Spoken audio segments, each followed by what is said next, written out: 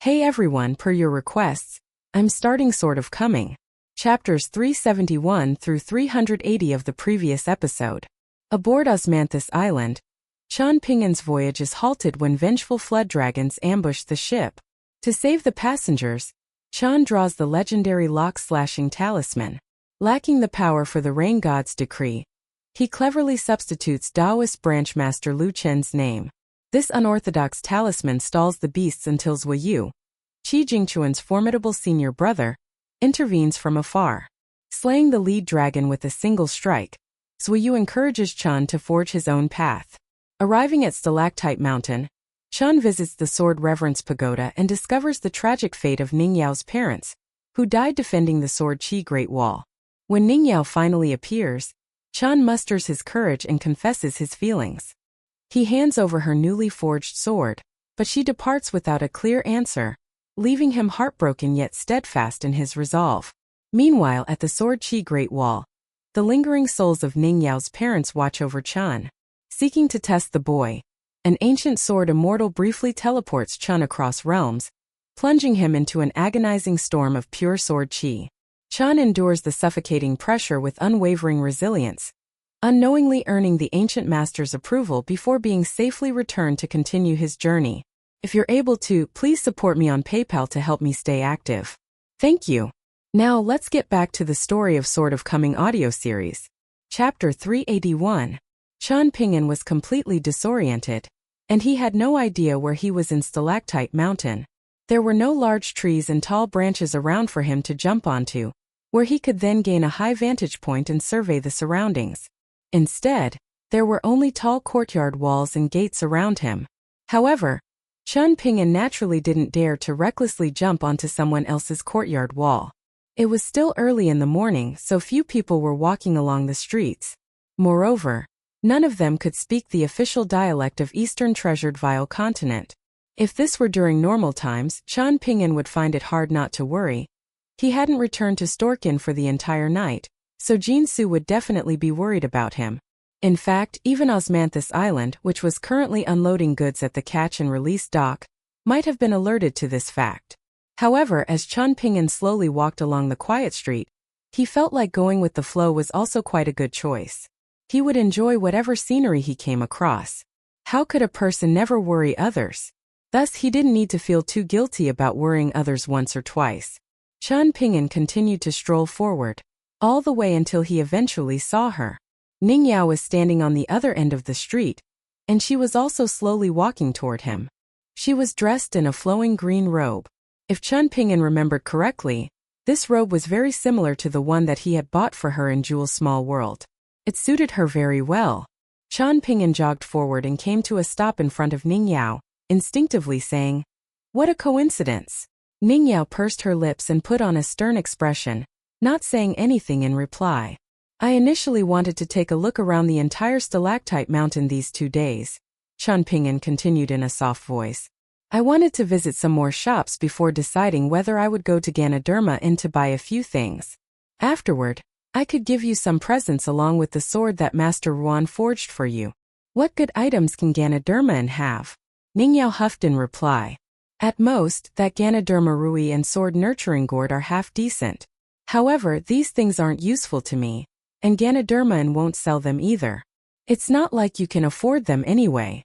"Oh, I see," Chan Pingan replied as he scratched his head in slight disappointment.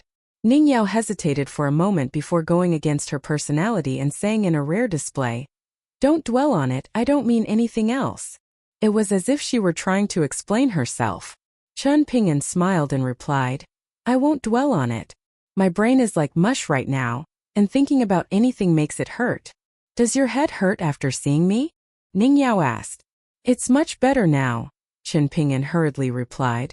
"Where are you staying?" Ningyao asked. "Why are you wandering around here aimlessly? What, are you looking for a conflict where you can swoop in to save a beauty?" Chan Pingan sighed and explained, "I drank the golden millet blessed lands forgetting sorrow wine last night. However, I became lost immediately after I left the wine shop. I don't know how to return." The two of them casually strolled along the street, and Ningyao asked, "How can you afford forgetting sorrow wine?" Chan Pingan lowered his voice and replied, A couple treated me to it. In fact, things are a little strange. Someone dragged me over to the Sword Chi Great Wall just then, and I clearly saw that couple standing there. However, when I saw them yesterday, they claimed that it was their first time in the Sword Reverence Pagoda. Even so, they were still extremely familiar with many of the sword immortals honored in the pagoda. Perhaps it's very easy for people in Stalactite Mountain to go to the Sword Chi Great Wall, but it's far more difficult for people in the Sword Chi Great Wall to go to Stalactite Mountain. In any case, strange as things were, I still feel like that couple were good people. They were also kind enough to treat me to some wine. If I get an opportunity in the future, I'll definitely have to return the favor. Ningyao offered a muffled reply. The two of them walked along a serene alley that had vines climbing up the tall courtyard walls. Ningyao remained silent the entire time. Ningyao, you left in a hurry back then, so I forgot to ask you this. Do you dislike me? Chun Ping'an asked. No, I don't, Ningyao replied without hesitation. Chun Ping'an stopped and instinctively reached down to grab his wine gourd. However, he quickly let go and looked straight at Ningyao. Then do you like me? Ningyao remained silent. Chun Ping'an copied the gesture she had made back in Clay Vase Alley back then, holding two fingers very close together and asking, even just this tiny bit? Ningyao didn't answer his question. Instead, she turned the question on Chun Ping'an and asked, why do you like me? Chun Ping'an turned around and grabbed his sword nurturing gourd, taking a quick swig of wine. He wiped his mouth and put on a dazzling smile, replying, now this will take quite a while to get through. Let me explain it to you slowly. Ningyao, you definitely have to let me finish no matter what. Don't cut me off even if you get really angry. Otherwise, I'm scared that I'll never be able to summon enough courage to say these things again in my lifetime. Ningyao, you're truly very beautiful. Before meeting you, I had never come across a more beautiful person in Jewel's small world. When you were recuperating in Clay Vase Alley, you didn't complain about my impoverished situation either. You even taught me characters and helped explain the mountain shaking guide to me. It was thanks to you that I started to practice fist techniques. It was thanks to you that I've made it until today and made it to Stalactite Mountain. When we were by the covered bridge, you lent me your skirt dagger and fought alongside me afterward. We punished that mountain-moving ape from Sunscorched Mountain together, and we ultimately managed to survive even though we had some brushes with death. How great was that? When we were in the Immortal Tomb, I almost beat Ma Kuxuan to death as well. After that, we went to the tall mountain in the west and helped that Chan clan girl from Southern World Continent to find that model tree. You also got angry one time, and you refused to accept my help and insisted that you would brew your medicine by yourself. However, you ended up with a pile of burnt ingredients. I felt like you were really adorable. There was also a time when you said that the Great Tao shouldn't be so narrow. I didn't understand what you meant back then. However, I finally understood it after my journey to Stalactite Mountain. In fact, I was also very happy when you encouraged me not to be a foolishly kind person and not to act like a charity. When you left Jewel's small world, you had already traveled so far away with those immortals, yet you were still willing to return on your sword and say goodbye to me. After you left, I sat by myself and ate some tonghulu, a snack that would make the little me drool just by thinking about it. However, even that became tasteless. Mr. Qi left us, and I brought little Baoping and the others to Great Sui Nation. I was reminded of your eyebrows whenever I saw beautiful mountains, and I was reminded of your eyes whenever I saw limpid waters. I would think of you whenever I came across good-looking girls on my journey. With you in my mind, these girls would no longer appear good-looking. Like pouring beans from a bamboo tube, Chun Ping'an said all of these things in a single go. However, his throat quickly started to feel dry, and his face also flushed bright red. He felt like the sword-nurturing gourd in his hand weighed tens of thousands of kilograms. However, Chun Ping'an didn't regret saying any of this. Ningyao, I like you and this is my own personal feeling. It's okay if you don't like me, he said in a quivering voice. Ningyao leaned against a wall, and the vines climbing up the surface still didn't seem as beautiful and moving as her. If I say I don't like you, will you run away and develop feelings for another girl? She asked. For example. She pondered for a moment and continued. Ruan Xiao. Chun Ping'an looked at Ningyao, and he finally discovered how heartbreaking, yet seemingly not so heartbreaking, it was for a girl whom he liked to not reciprocate his feelings. If liking another girl means never seeing you again, then I'll never like another girl in my life. I'll still only like you even when I'm tens of thousands of kilometers away, in places where you can't see me, and when I throw tens of millions of punches. Ningyao rolled her eyes and asked, "Am I that unreasonable?" Chen Ping'an faltered upon hearing this. However, Ningyao quickly answered her own question, saying in a firm voice, "Yes, I am indeed that unreasonable." She suddenly started to chuckle in a childishly smug manner. When she smiled, her eyebrows appeared increasingly slender and beautiful. She crossed her arms and said, "An idiot has fallen for me, so what else can I do?" After saying this, she took 2 steps forward and hugged the young boy from the Great Li Empire, murmuring, "Chen Ping'an, I like you just as much as you like me." During their first reunion, she had actually wanted to say. However, it had been so incredibly difficult. Ningyao let go, the rims of her eyes slightly red. There was a rare expression of embarrassment on her face and she exclaimed, "Why are you so dumb? How can you genuinely like me?" Chen Ping'an stammered in a daze. In this sense, Chen Ping'an was identical to Lu Baqiao from Wind Lightning Field. They both liked a girl so much that they felt like their feelings would never be reciprocated in their lifetimes. Moreover, they wouldn't feel wronged or aggrieved at all. Ningyao finally recovered a little, with her eyebrows slender and lively like the sharpest flying sword in the world as she replied, "Do I, Ningyao, need a reason to like someone?" In truth, she did need a reason, many reasons in fact. However, she was too embarrassed to reveal them. She was a young girl after all, and she wasn't as thick-skinned and shameless as Chen Ping'an. As if being assisted by the gods, Chen Ping'an suddenly stepped forward and hugged Ningyao. Ningyao pursed her lips and flushed red. She didn't try to pull away, and she instead quietly raised a hand and lightly grabbed Chen Ping'an's sleeve. In a small alleyway in Stalactite Mountain, the young boy and young girl quietly enjoyed each other's embrace. It was as if the world had come alive at this moment. Ningyao was Ningyao and Chen Ping'an was Chen Ping'an after all, so the two of them didn't remain embarrassed for too long. After finishing their embrace, Ningyao led the way and said that they should finish that half a jar of golden millet wine. She led Chen Ping'an to someplace under an old locust tree, and she raised a hand as if knocking on an invisible door. The space in front of Ningyao quickly started to ripple, taking on the appearance of a wine shop. Ningyao strode in and Chen Ping'an followed closely behind her. Su Jia, the young shop attendant, was extremely hospitable when he saw Ningyao. "Oh, you're back, Miss Ning. I'll treat you to some wine." Ningyao took a glance at him. "Who is this? I don't have any impression." Thus, she ignored him and directly chose a table to sit down at. Su Jia was immediately deflated. He felt girl was second to only young mistress in the world, and she had left a strong impression on him ever since the first time she had visited the wine shop. That was sometime several years ago. The young girl had left the Sword Chi Great Wall and come to Stalactite Mountain for the first time, and some person had brought her to the wine shop and had 2 jars of wine for themselves. Meanwhile, the young girl had only tried a sip before not drinking anymore. Back then, she had been dressed in black with a saber by her waist. She hadn't been carrying 2 swords, and she hadn't been dressed in a dark green robe either. Her expression had been cold and aloof, and she hadn't paid any even when the shopkeeper had locked eyes with her. While Aoyang was drinking, she had walked over to the tall wall by herself and looked at it for a long time. She hadn't said anything, and she had eventually returned to her seat. In Sujia's eyes, the young girl had a very strong personality. In fact, her personality was so dazzling that it was almost blinding. Aoyang hadn't been smiling and acting goofy that time, and he had simply focused on drinking wine. Sujia could tell that Aoyang had been trying to persuade the young girl about something. It was as if the young girl had been about to do something incredible.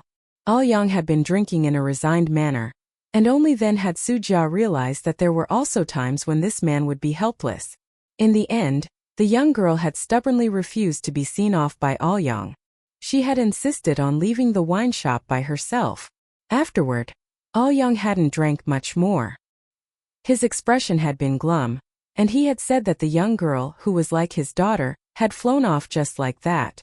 Sujia took a glance at Chen Ping'an, the young boy from the Great Li Empire. No matter how he looked at Chen Ping'an, he felt young boy wasn't worthy of someone like Ningyao. In fact, even 100 Chen Ping'ans might not be worthy of Ningyao. Qian Ping'an asked for the remaining half a jar of Forgetting Sorrow wine. There was just enough for 2 large bowls, so Qian Ping'an poured each of them half a bowl first.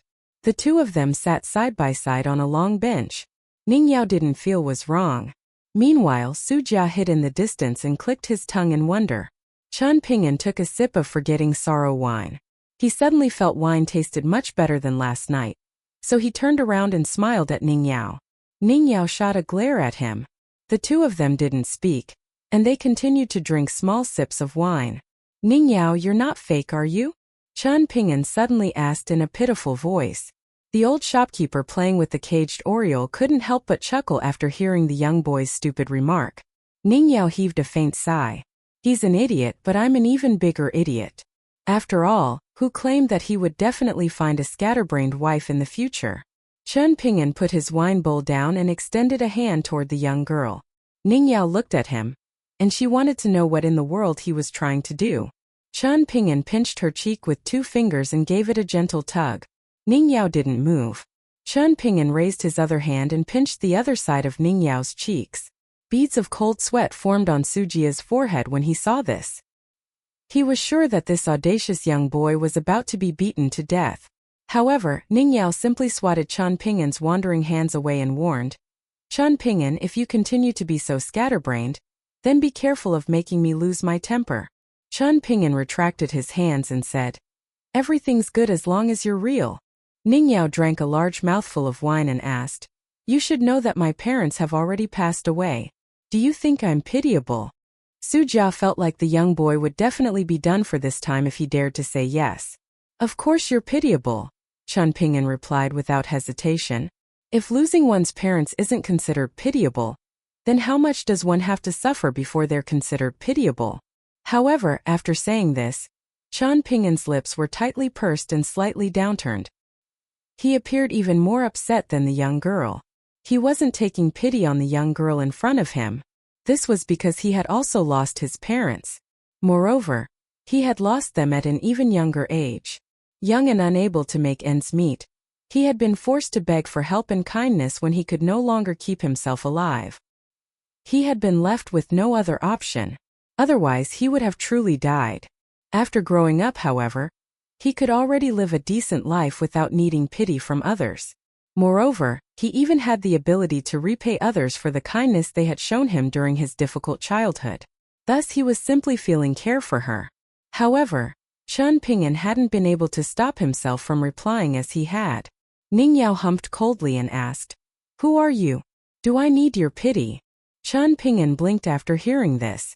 Ning Yao flushed a slight shade of red and stomped on Qian Ping'an's foot under the table. Su Jia was dumbfounded by what he saw. He felt like a great sword immortal had stabbed his heart several times. Afterward, the two of them drank wine and chatted quietly. Su Jia felt like he was getting stabbed again and again. He couldn't live anymore. And thus, he left the wine shop and carried a small stool with him to sit outside the door threshold. Out of sight, out of mind. However, he couldn't help but turn around and steal glances at the young girl's slender eyebrows. There was no longer a sense of grief lingering on them like the first time they had met, and there was surprisingly a hint of playfulness and warmth instead. The sword piercing through his heart was no less mighty than Aoyang's full-power strike. Afterward, he saw the young boy from the Great Li Empire smiling widely with a gentle expression in his eyes. He seemed to be saying that he liked Ning Yao, and that his feelings for her had nothing to do with the two worlds. He liked her as a person, simple as that. Even as an outsider, Su Jia had to concede that they looked like a good match for each other right now. That being the case, the sword piercing through his heart was equivalent to the legendary city-saving strike unleashed by that old great sword immortal. Su Jia turned to the old shopkeeper and wailed in grief. When is young mistress going to return? I miss her to death. To death? The old shopkeeper asked. You can die anywhere as long as it's not in my wine shop. Right at this moment, Su Jia suddenly became happy again.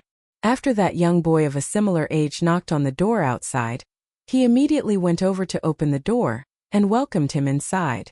An extremely handsome young boy walked in. Su Jia smiled and asked, why have you returned from the Sword Qi Great Wall? There was a warm smile on the face of the handsome young boy dressed in white, and he greeted Su Jia with a high five before turning to the old shopkeeper and saying in a loud voice, "Shopkeeper, same rules as always. I want a jar of wine, and you can count this toward my master's tab." The old shopkeeper also smiled when he saw this young boy. In fact, almost all elderly people would take a liking to this glowing young boy, who appeared much like a rising star. Moreover, since he was still young, they needed to cherish this opportunity to peer down at him while they still could. After all, it wouldn't be long before they lost this opportunity. On the wall, the young boy's master had just written a peerlessly domineering remark not long ago. "The martial Tao can ascend higher." The young boy smiled at Su Jia and said, "Su Jia, I'm going to write something on the wall first. Prepare a calligraphy brush for me." I'm going to write something next to master's words." The feeling of gloom in Su Jia's heart was immediately swept away. He ran over to grab a calligraphy brush for the handsome young boy. And he didn't forget to turn around and chuckle. "Alrighty, just give me a second." The handsome young boy kept his gaze fixed on Qian Pingyuan and Ning Yao as he walked toward the tall wall. However, it was a shame that Ning Yao only took a quick glance at him before turning her attention back to Qian Pingyuan. She continued to chat about the Sword Qi Great Wall with him. The handsome young boy smiled after he arrived in front of the tall wall. He carried a stool over, and he wrote a few characters above those written by the female imperial preceptor of the Great Duan Empire. "It will ascend even higher because of me." Qian Pingyuan quietly retracted his gaze. He lowered his voice and asked, "Who is that? He looks very impressive." Ning Yao carefully thought about this for a moment before replying, "I forgot his name." Zhanshan and Flying Dumpling's thoughts. "Ah, so cute." Go Ping and Qian Pingyuan had seen many good-looking people the same age as him. His neighbor Song Jisun in Clay Vase Alley, Mr. Chi's students Zhao Yao and Lin Shuyi in the private school, the androgynous young man dressed as a female on Osmanthus Island, and Prince Gao Xian from Great Sui Nation. However, none of them were as good-looking as this young boy in the wine shop.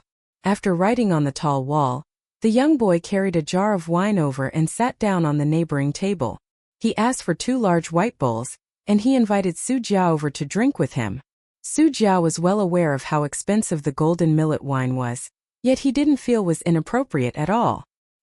He cracked open the clay seal and helped pour some wine for both of them. They then touched bowls and drank in a hearty manner. They seemed to be enjoying themselves immensely.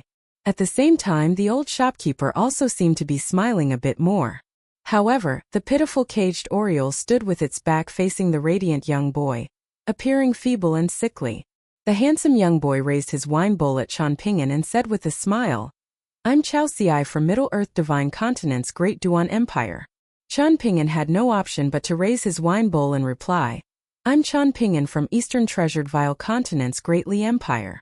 Chao Xiai nodded in acknowledgement, and there was clear praise in his eyes as he said, "Your foundation for the 3rd tier of martial arts is quite good."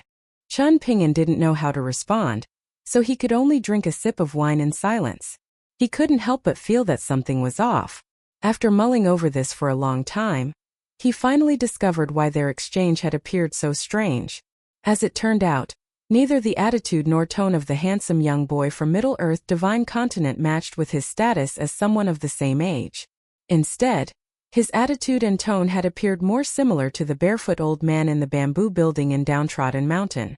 However, the handsome young boy wasn't as domineering and forceful as Cui Chan's grandfather. Quite the contrary, in fact, Chao Xiai had spoken in a calm and amiable manner. Even so, Qian Pingyuan had still felt a formless pressure even when they were talking about trivial matters. Ning Yao didn't pay much heed to Chao Xiai. However, she was quite unhappy about this eyesore suddenly popping up from out of nowhere. His arrival severely dampened her interest in drinking for much longer. After quickly finishing the half a jar of golden millet wine with Qian Pingyuan, she immediately stood up and dragged Qian Pingyuan toward the exit. Just as Qian Pingyuan was about to leave the wine shop, Chao Xiai smiled and shouted, "The girl you like is very good. However, one bad thing about her is that she still can't remember my name after coming across me so many times." Qian Pingyuan smiled and replied, "I say that's even better." Chao Xiai laughed heartily, raising his wine bowl with one hand and waving goodbye to Qian Pingyuan with his other. His smile was sincere as he said, "Qian Pingyuan, we'll compete to become the strongest 4th-tier martial artist in 3 days' time." This was another remark that seemed a little strange. Chen Ping cupped his fists and didn't say anything else. He then turned around and left the small golden millet-blessed land with Ning Yao. Inside the wine shop, Su Jia asked in bewilderment, "You like Ning Yao?" Chao Xi shook his hand with a smile and replied, "I like my master, who's invincible in my mind. I like the empress, who has small dimples on her cheeks when she smiles. I like Ning Yao, who doesn't care at all about me. However, unlike what you're thinking, I don't like them in a romantic sense. Romantic relationships severely inhibit cultivation."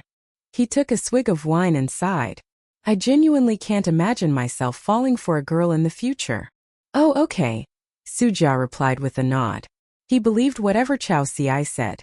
However, excitement quickly spread across the young shop attendant's face, and he changed the topic and asked, "Judging from what you said just then, you're about to advance to the 5th tier?"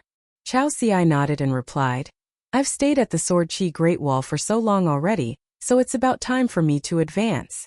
Su Jia grinned and remarked, "If you were still in your hometown, I suppose you would have advanced to the 7th tier already." Before Chao Xi could say anything, Su Jia immediately added, "And before reaching the 7th tier, you would have become the strongest 4th tier, 5th tier, and 6th tier martial artist." When it came to discussing this, Su Jia was even more elated than Chao Xi himself. "The old shopkeeper told me that your current 4th tier cultivation base is the strongest 4th tier in the history of the world, not just the strongest among the current 4th tier martial artists. It can be said that your 4th tier cultivation base is without precedent and without rival in the future. Is that true?" Chao Xi was slightly exasperated as he replied, "I can probably confirm that it's without precedent.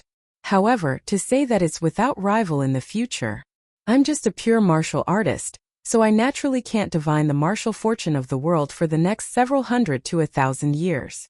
Su Jia laughed loudly and exclaimed, "Chao Xi, if I can't help myself and venture out to look for young mistress in the future, I'll definitely travel to the Great Duan Empire to visit you as well." Chao Xi nodded and replied, "Then I'll prepare some fine wine for you." Su Jia suddenly lowered his voice and begged, "Chao Xi, how about we have a fight where you lose to me on purpose? That way, I can tell others that I defeated Chao Xi when I leave Stalactite Mountain in the future. Just think about it. You'll be invincible in 10 years or 100, and you might even beat up True Invincible, the Daoist second disciple in the heavenly world, and turn him into fake invincible. At that time, I would be the only person who ever defeated you, Chao Xi. Thanks to this, the entire world will definitely ask about who I am. Perhaps young mistress will also be impressed and look at me with new eyes." Chao Xi smiled with squinted eyes, raising his wine bowl with one hand and lightly patting his head with the other. "All right, you've defeated me now, Su Jia. When you leave Stalactite Mountain, feel free to tell others that you've defeated me." Su Jia felt a little guilty and he asked, "You might be fine with this now, but will you go back on your word in the future?" Chao Xi drank the wine in his bowl before turning around and waving a hand at the old shopkeeper. "Old Lu, are you willing to give me a jar of wine for free? I feel a sense of regret now, and without some wine in my stomach, I can't suppress that feeling of regret no matter what. If I drink another jar of forgetting sorrow wine, I can be free of regret for at least 100 years. Su Jia looked at the old shopkeeper with a pitiful expression. The old shopkeeper smiled and replied, "Su Jia, bring a jar of wine over for Chao Xi. Also, remember to keep in mind the shopkeeper's kindness in the future. Don't secretly grumble about me being miserly all the time. And don't blame me for not allowing you to travel around the cultivation world." Su Jia giddily ran away to grab a jar of wine. Chao Xi only had a single bowl of wine remaining. While waiting for the new jar of wine to arrive, he took his bowl of wine and walked over to the tall wall. His eyes swam over the wall. 3 years had already passed since his first taste of wine, and many new lines had already appeared on the wall. In the end, Chao Xi's gaze settled on 3 characters in the bottom corner of the wall. The characters were proper yet rigid, and Chao Xi asked in curiosity, "Old Lu, are these the characters that Chen Ping wrote on the wall? Lasting Sword Qi. What's wrong? You think that boy is truly exceptional?" the old shopkeeper asked. Chao Xi squatted down and drank a small sip of wine. There was indifference in his eyes as he replied, "He might be the strongest 3rd-tier martial artist, the one who inherited the position I vacated when I broke through. Hearing this, the old shopkeeper thought it was a shame. The caged oriole could only determine a pure martial artist's martial fortune during a limited period of time. Indeed, after a person wrote on the wall, it wasn't like the oriole could fly out of its cage whenever it wanted to grab their martial fortune with its beak. Meanwhile, Qian Ping had coincidentally visited and written on the wall after the female imperial preceptor, and before the handsome young boy. Sandwiched between the two of them, the old shopkeeper didn't need to dream about the oriole leaving its cage to do anything for him. He didn't have the courage. Chao Xi and Su Jia finished another jar of forgetting sorrow wine, drinking half a jar each. However, Su Jia couldn't hold his alcohol, so he got drunker and drunker. In the end, he passed out drunk on the table. Meanwhile, Chao Xi was the type of person who would become increasingly awake and aware as they drank. His eyes were bright and piercing. If it weren't for Master coming here to pick me up, I genuinely wanted to venture to the world to the south of the Sword Qi Great Wall. In 40 or 50 years at most, I would dare to battle against those dozen or so great demons. Before that, though, there will definitely be many hardy and satisfying life and death challenges, Chao Xi suddenly remarked. The old shopkeeper smiled and said, "Do you believe me when I say that you'll immediately die after leaving the city wall?" Chao Xi sighed in response. The reason for this was very simple, and the old shopkeeper had precisely gotten through to him. It was very likely that Chao Xi had already attracted the attention of those top-notch great demons. In other words, he belonged to the list of people they would definitely kill on sight. Forget about giving him 40 or 50 years to develop, he'd be lucky if they gave him 40 or 50 seconds. Then I'll just return to Middle-earth Divine Continent, Chao Xi said in resignation. Whether purposely or not, the old shopkeeper mused. The old ancestor of the Dong clan left a path of destruction in his wake in the savage world, and he eventually shot to fame at the Sword Qi Great Wall. However, one such person is enough. Moreover, only one such person can exist. If the demon tribe allows the rise of another deadly opponent like him, say a Chao Xi who has the potential to reach the 11th tier of martial arts, then they might as well kill themselves out of shame. I need to ask Master if she's advanced to the 11th tier yet. I hope she hasn't, Chao Xi said. The old shopkeeper smiled and teased. As her disciple, aren't you being a little too unconscionable? Why aren't you hoping for your master to achieve the best? As it turns out, you are much like Su Jia. This isn't good. You're Chao Xi, so how can you be so mediocre? Chao Xi shook his head and raised an arm. He then extended his hand and held it above his head, waving it back and forth above the table. His voice was smooth and his expression was certain as he said, Master's martial Tao has already reached this height, and she's almost powerful enough to rival those standing on the pinnacle of the pinnacle already. If she hasn't advanced to the 11th tier yet, then my master, or the future me, can maybe. The old shopkeeper smiled faintly and said, We can wait and see. Chao Xi looked at the old shopkeeper and commented, There are far too few old seniors who are as easygoing and amiable as you. That's because I'm a poor old geezer who's already accepted my fate, the old shopkeeper replied in a self-ridiculing voice. Chao Xi quietly sat at the table. Su Jia was snoring in a thunderous manner, while the old shopkeeper had vanished to some unknown place. The golden millet-blessed land was naturally a bit bigger than what people imagined. It didn't contain just the wine shop and nothing else. However, it was indeed damaged and incomplete. If it weren't for the old shopkeeper, one of the founders of the 100 schools of thought, maintaining the blessed land with all his strength, it would have already suffered a fate not too dissimilar to Jewel's small world. It would have altogether lost its right to be called a blessed land. What were the sages of the 3 teachings and 100 schools of thought busy with every day? Where did the 10 large worlds, 36 small worlds, and 72 blessed lands come from? After Eastern treasured vile continents Jewel's small world shattered and fell, were there truly only 35 small worlds remaining? In reality, many sages from Majestic World needed to develop new territories and expand the map of Majestic World. Regarding this point, the Taoist sages in Heavenly World were slightly different. Rather than expanding and developing new territories, they sought to increase the height of White Jade Capital, adding layer upon layer above its peak. They continued to build higher and higher. Meanwhile, the world controlled by the Buddhists sought to extend the reach and understanding of Buddhism. They wanted people to live without doubts and attachments, whether that be in their past life, present life, or future life. Of course, in addition to creating new worlds and blessed lands and educating the masses, the Confucian sect in Majestic World also needed to keep an eye on the demon tribe in Savage World. The two other worlds weren't whiling away their time doing nothing either. Taoist branch master Lu Chan was stirring up trouble in Majestic World, setting up a grand game of Go. However, was the Confucian second sage not taking disciples and spreading his teachings in Heavenly World? Inside the wine shop, Chao Ci remained calm and at ease even though there was no one to talk to and no wine to drink. He sat there just like that. It was difficult to imagine that there existed martial artists who were uninterested in advancing their cultivation base, and were instead amused by suppressing their cultivation. When the old shopkeeper returned, he smiled and asked, "Chao Ci, apart from reaching the pinnacle of the martial Tao, is there nothing else you want to achieve in your life?" "I'm thinking about what I would want to achieve," Chao Ci replied with a smile. "Then you're inferior to Su Jia and that young boy from the Great Li Empire," the old shopkeeper teased. Chao Ci nodded in agreement. In the end, the handsome young boy in white walked out of the wine shop. He didn't look for his master staying in the private estate of some large clan in Stalactite Mountain, and he instead went straight to the foot of Lone Peak. When he arrived near the plaza, both the young Taoist priest and the sword-hugging middle-aged man looked over and greeted him.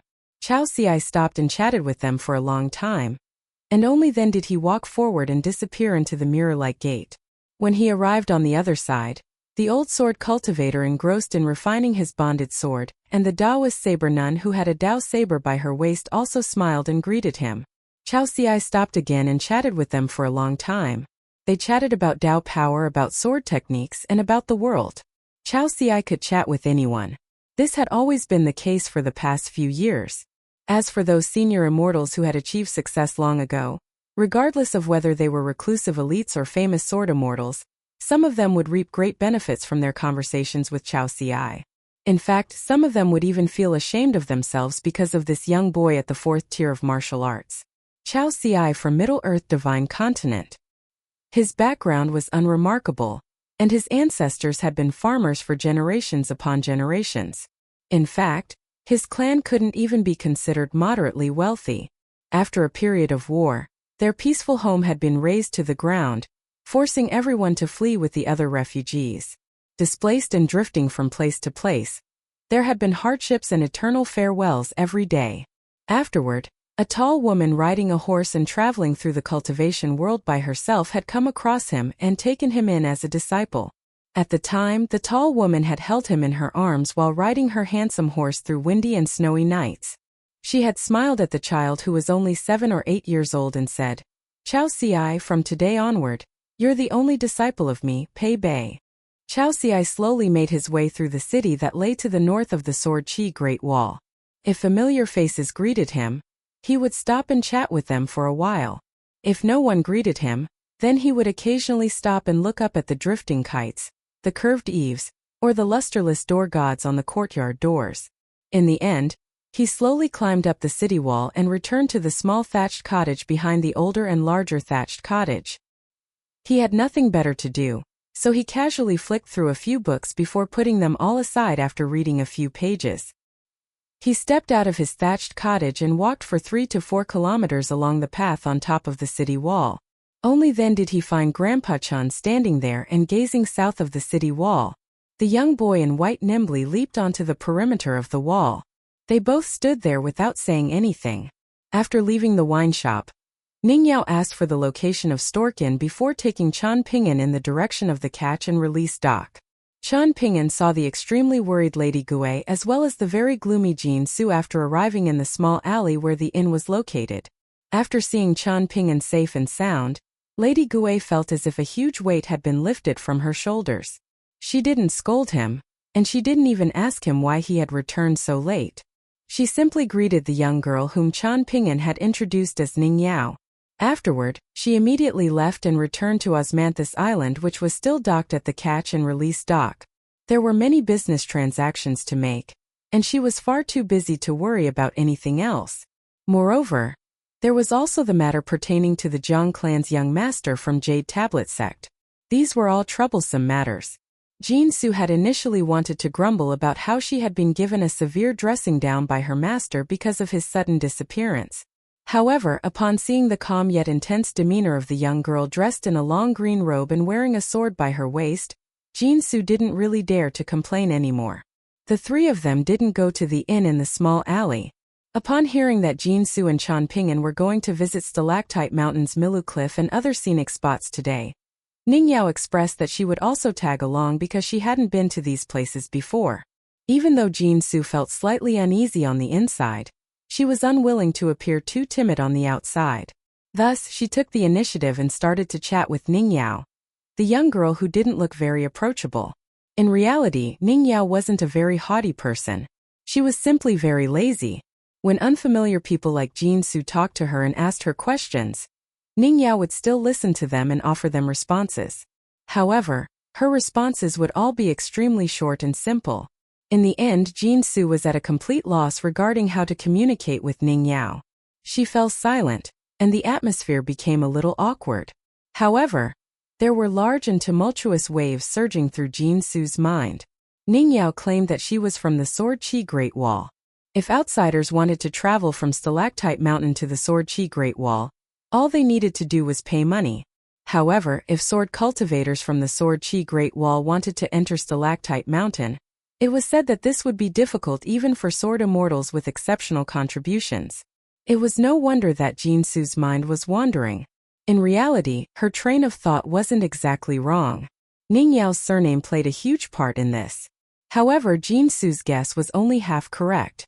Lady Gue wasn't willing to delve deep into the many secrets of the Sword Chi Great Wall with her prized disciple, so Jinsu was only roughly aware of the 13 soul-stirring battles that had taken place back then. Even though the young girl beside her had the surname Ning, Jinsu only dared to regard her as a direct descendant of the Sword Chi Great Walls. Ning clan. She had most likely traveled here to complete an important mission for her clan. Jinsu didn't dare to consider the most outrageous reality, and the reason for this was very simple. This was because Changping'an was with her. Due to Ningyao's presence, Jinsu felt extremely restricted and hesitant as she walked around Milu Cliff, the incense offering tower, and the Lightning Lake platform. She felt very uncomfortable, and this made her entire experience in the three famous scenic spots dull and uninspiring. However, Jinsu was an Osmanthus girl after all, so not only was her cultivation aptitude very good, but her emotional intelligence was very high as well. Thus, there were many times when she would purposely wander away from Changping'an and the untalkative young girl, allowing them to enjoy each other's company and chat about whatever they wanted. Changping'an wasn't too interested in those epic stories about changing empires, shifting worldly momentum, and the rise and fall of humanity. In fact, he didn't understand these things and he didn't want to understand them either. However, since Ningyao was telling him about these matters, he was willing to remember them and commit everything to memory. Jinsu found it slightly strange why such a cold and aloof girl was willing to open up and talk so much with a taciturn person like Changping'an. During their visits to the scenic spots, the three of them walked with other visitors and climbed the Lightning Lake platform together. While standing there, an old Taoist priest with a golden fly whisk and a silver fly whisk suddenly appeared on a step and smiled at Ningyao, saying, "My teacher has issued an order. If Miss Ning needs anything while staying in Stalactite Mountain, then you're free to raise a request. Even if you ask to visit the bells of the three pure ones on top of Lone Peak, that will still be allowed." Ningyao naturally looked over to Changping'an. Changping'an shook his head slightly, so Ningyao shook her head as well and said, "We won't go to Lone Peak." The old Taoist priest smiled and said, "Then I won't bother you any longer. If Miss Ning needs anything, then just get a Taoist priest to inform Stalactite Mountain." Ningyao initially didn't want to respond. However, when she saw Changping'an cupping his fists to thank the old Taoist priest, she also nodded and replied, "Okay. The Flood Dragon, true lord?" Hinsu murmured. The old Taoist priest was about to leave the Lightning Lake platform. As the third in command in Stalactite Mountain, his profound Tao power was incredibly well known even in southern world continent. Thus, he could clearly hear the thoughts in people's minds, to say nothing of their murmuring. He smiled and asked, "Is anything the matter, young miss?" Jinsu instantly became pale with fright. She hurriedly shook her head and replied, No, there's nothing wrong at all. I simply admire you too much, so I couldn't help but murmur your title.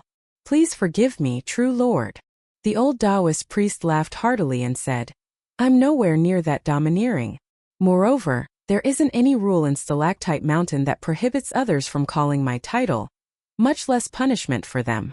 The old Taoist priest vanished in a flash. Jinsu gulped with lingering fear. This upper 5-tier immortal in Stalactite Mountain was a Taoist true lord who had gained renown through slaying flood dragons in the South Sea. Yet, he had stood in front of her just like that and even conversed with her? The Flood Dragon True Lord's 11th tier cultivation base could definitely crush the large majority of unpolished Jade tier 1-chi refiners in the world. No one doubted that the title of Heavenly Lord was already within the old Taoist priest's grasp. When the three of them walked back to Stork Inn, it was surprisingly Ning Yao who started to talk with Jinsu. She asked questions while Jinsu answered, and it was actually the latter who spoke less this time. Ning Yao was in a fairly good mood. Just then, she and Chan Ping'an had bought a pair of exquisite spirit tools from a stall at the foot of Milu Cliff. The spirit tools were shaped like the two halves of a yin-yang diagram. When they arrived at Stork Inn, the poker-faced young innkeeper informed them that the inn was already full.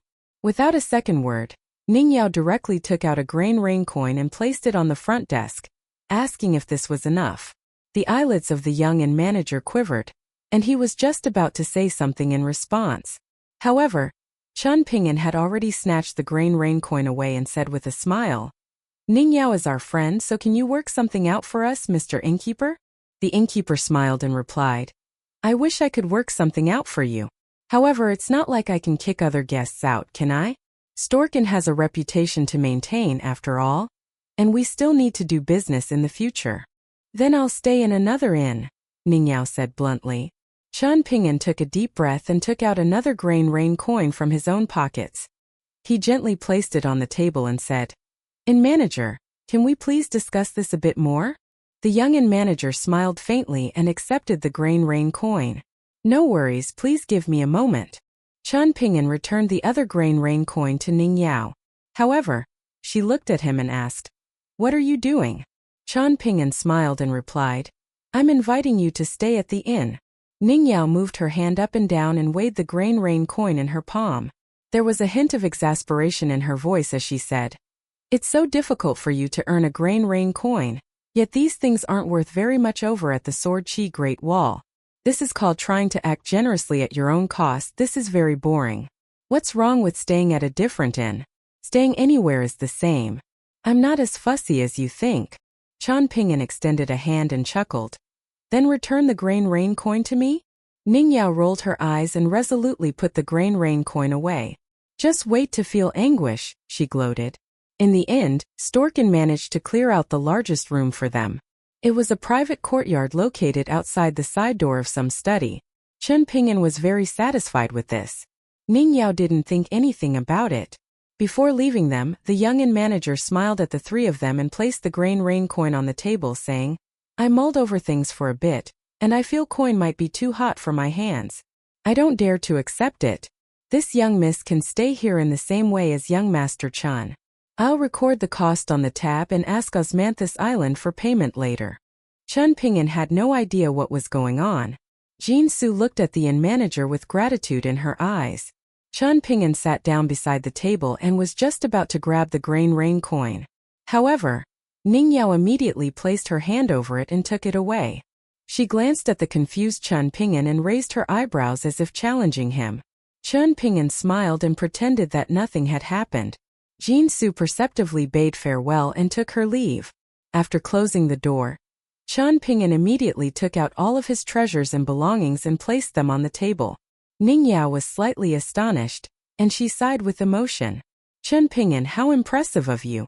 You're quite good at making money now, and you've gone from a charity to a moneymaker?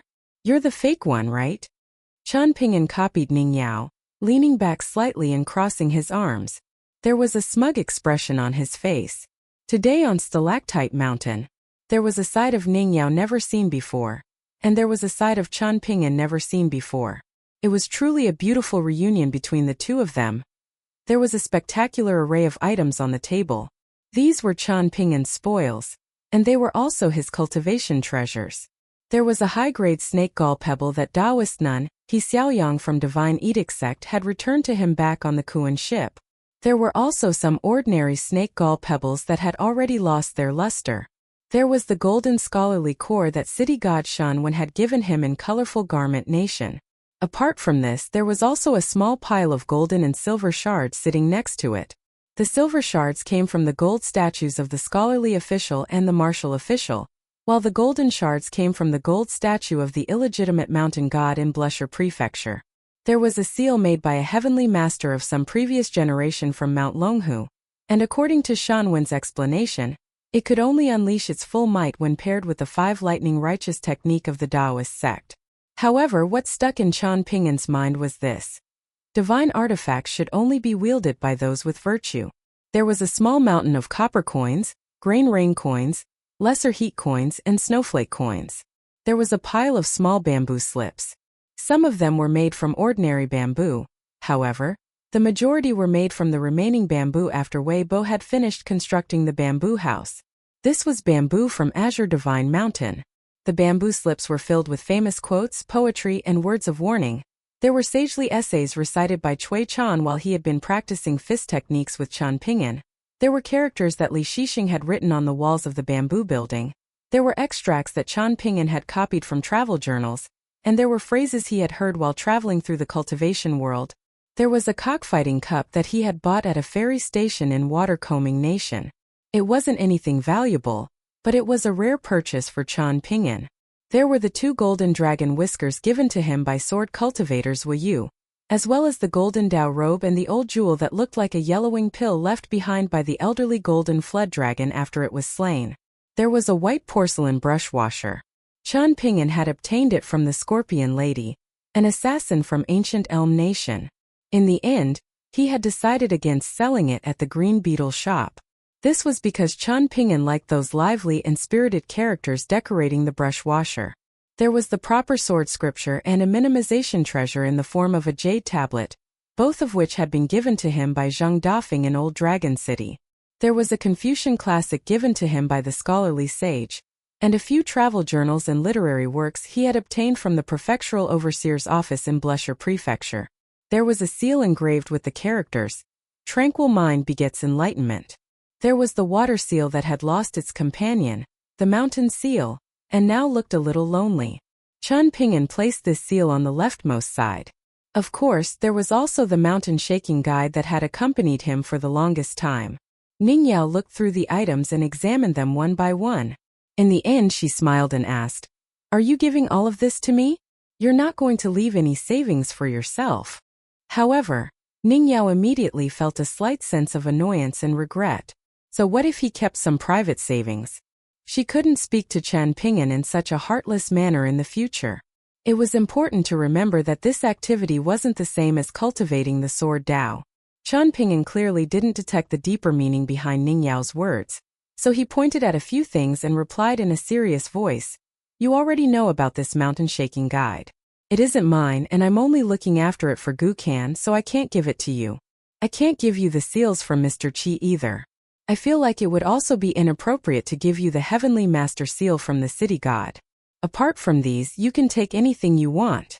Ningyao pursed her lips and said, "I'm not interested in them. You can keep them all."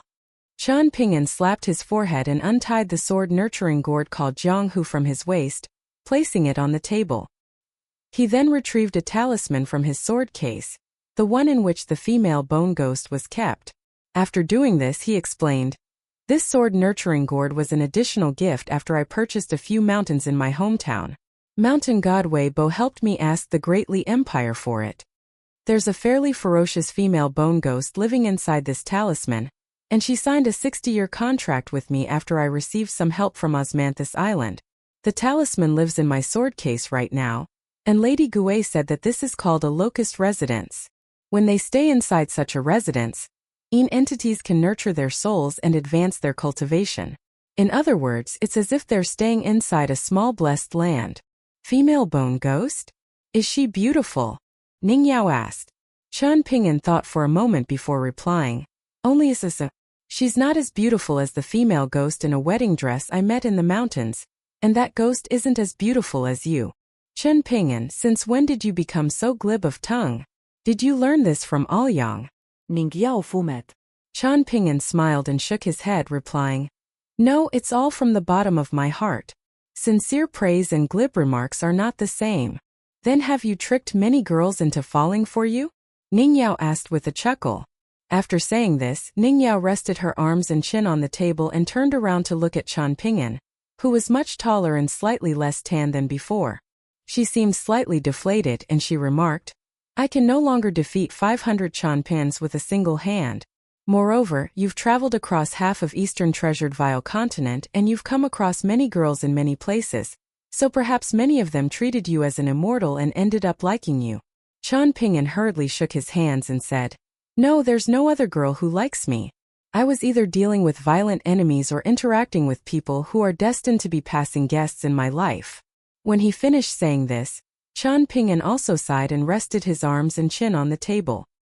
He lightly poked the sword nurturing gourd with his finger and continued, When I left home, I took a Kuan ship owned by Complete Reed Continent Ceremony Mountain. I became acquainted with a pair of twin sisters there. One called Chun Shui and one called Qiu Shi. They were around the same age as me. However, the Kuan ship was destroyed afterward, so I might never see them again. Chen Ping'an glanced at the unremarkable brush washer on the table. It was only an arm's length away from him. However, the twin sisters were already so far away. Ning Yao didn't suspect Chen Ping'an of falling for the twin sisters, and she instead consoled him. Death and farewells can't be avoided. She turned her head and rested her cheek on the table, continuing, At the Sword Chi Great Wall, many people die each time there's a battle, be they old or young, men or women. There will be strangers, but there will also be people you know. But there's no time to feel sad, or the next death will be yours. Only when the battle concludes can the survivors find the free time to grieve. Even then people won't feel too sad. At most, they'll offer a cup of wine toward the south of the Sword Chi Great Wall. It's the same for everyone. There was a deep and profound look in Ning Yao's eyes, much like the dark and cool iron lock well in Chen Ping'an's hometown. This is just like those small matters I told you about while we were drinking forgetting sorrow wine in the blessed land before. When I drink farewell wine with my friends, there will be some people who like to speak in a taunting manner when they talk about my parents. You asked me if I would get angry. Of course I would get angry. However, I don't get as angry as outsiders think. Why? Do you know? Chen Ping'an looked her in the eyes. His cheek was also resting on the table, so he could only shake his head lightly. Because those people who speak in a taunting manner will also die on the battlefield one day, Ning Yao answered. Moreover, they'll definitely die a courageous death just like their seniors and ancestors. When I think of this, I feel like I don't need to be so angry anymore. Their words are light and fluffy, and they're not even as heavy as the sword chi beside us. Perhaps there will come a day when I'll fight side by side with these people. Or perhaps one of us will save the other. Or perhaps one of us will helplessly watch on as the other is killed. Chen Ping'an nodded before sitting up and shaking his head. Ning Yao, your way of thinking. Ning Yao rolled her eyes and said, I don't want to listen to your reasoning. You're not allowed to annoy me. She could refuse to listen to other people's reasoning. Whether it was her elders or ancestors in the clan, the old great sword immortal on the city wall, Aoyang who had seen her off at Stalactite Mountain back then, or her friends who were the same age as her, she could ignore all of these people. However, if it was Chen Ping'an, then she could only listen to his reasonings and be annoyed by him. Thus she was better off preventing him from starting in the first place. Chen Ping'an nodded and put his cheek back on the table. Sure enough, he didn't expound the principles and reasonings that he had learned from the books with much difficulty. Ning Yao suddenly sat up and asked, Are you genuinely going to visit the Sword Chi Great Wall? Chen Ping'an also sat up, nodding and replying, The old senior who taught me fist techniques said that ascending the city wall will be beneficial for tempering the souls of martial artists. One can reap huge benefits as long as they don't die. Moreover, for some strange reason, I have the illusion that I can easily advance from the 4th tier to the 6th tier after drinking forgetting sorrow wine with that couple. It's as if I can easily advance if I want to. However, I naturally won't be so foolish as to advance. A single misstep that leads to a lacking foundation, and my entire future might be ruined. However, my intuition tells me that after drinking that fine wine from Golden Millet Blessed Land, Advancing to the 5th tier and the 6th tier will be a breeze. Ningyao grabbed the sword nurturing gourd and casually swung it back and forth. Her lashes shuddered slightly and she said, "Then you should thank them sincerely for giving you such a good fated opportunity." Chen Ping'an nodded and replied, "Of course. I'll see whether I can come across them again when I go to the Sword Qi Great Wall." Ningyao thought for a moment, but she ultimately decided against saying anything. Chen Ping'an felt slightly uneasy and he asked, "I was dragged over to the Sword Qi Great Wall by someone before, and the feeling there was far too unbearable. I'm afraid that I won't even be able to stand up properly there. That being the case, how will I ascend the city wall?" "It's not as exaggerated and terrifying as you imagine," Ningyao explained. "The city wall has always experienced the strongest and most concentrated sword qi. If you enter from Stalactite Mountain and walk toward the city wall from there, you'll be able to advance slowly and gradually become accustomed to the environment. It will feel much less uncomfortable. The Sword Qi Great Wall is a bit similar to the heavens beyond heavens that Heavenly World faces. It's a land without Tao, and even Ascension tier sword cultivators at the 13th tier won't be forced to ascend. No one cares about our life and death, and even the Heavenly Tao doesn't care about this place. Because of this, many sword cultivators from the outside world like to come here to train and participate in the battles. Back when you were in Jewel's small world, the large group of sword cultivators you saw in the sky were Qi refiners from complete Reed continent. With their help, the demon tribe has seemingly failed to make any gains after launching 3 consecutive assaults. The demon tribe left tens of thousands of corpses on this city wall, and all of this became currency for us to purchase goods from transcontinental ships docked in Stalactite Mountain. However, I have a feeling that things aren't so simple. I'm sure that Grandpa Chan, the person who dragged you over to the Sword Qi Great Wall, as well as the 2 sages guarding this area can see this more clearly than me." Ningyao smiled and continued, "The higher one's cultivation base, the more unaccustomed one will be when they enter someone else's territory. This is especially the case for cultivators at the upper 5 tiers, and it's the same regardless of whether one is from the human race or demon tribe. This is the key reason why sages are able to enjoy the advantages of opportune time and geography in their own territories. For example, when Taoist branchmaster Lu Chan from Heavenly World entered Majestic World before, his highest possible cultivation base was most likely the 13th tier. This was a rule implemented by the etiquette sage very early on. The same also applies when Confucian sages from Majestic World enter Heavenly World. There is competition between the sages when it comes to the Great Tao, but this doesn't mean that the sages don't respect each other. You might not believe this, but there are also individuals in the demon tribe who deserve the respect of us sword cultivators. Of course, these individuals are still enemies whom we must fight to the death on the battlefield. By the same token, there are many great demons in the demon tribe who also respect and admire some powerful sword cultivators from the Sword Qi Great Wall.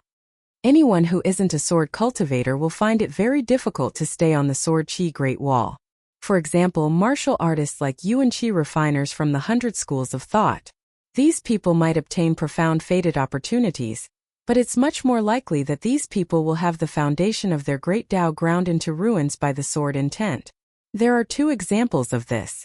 There was once an abode tier sword cultivator from complete Reed continent, who came here and eventually advanced to the immortal tier 2.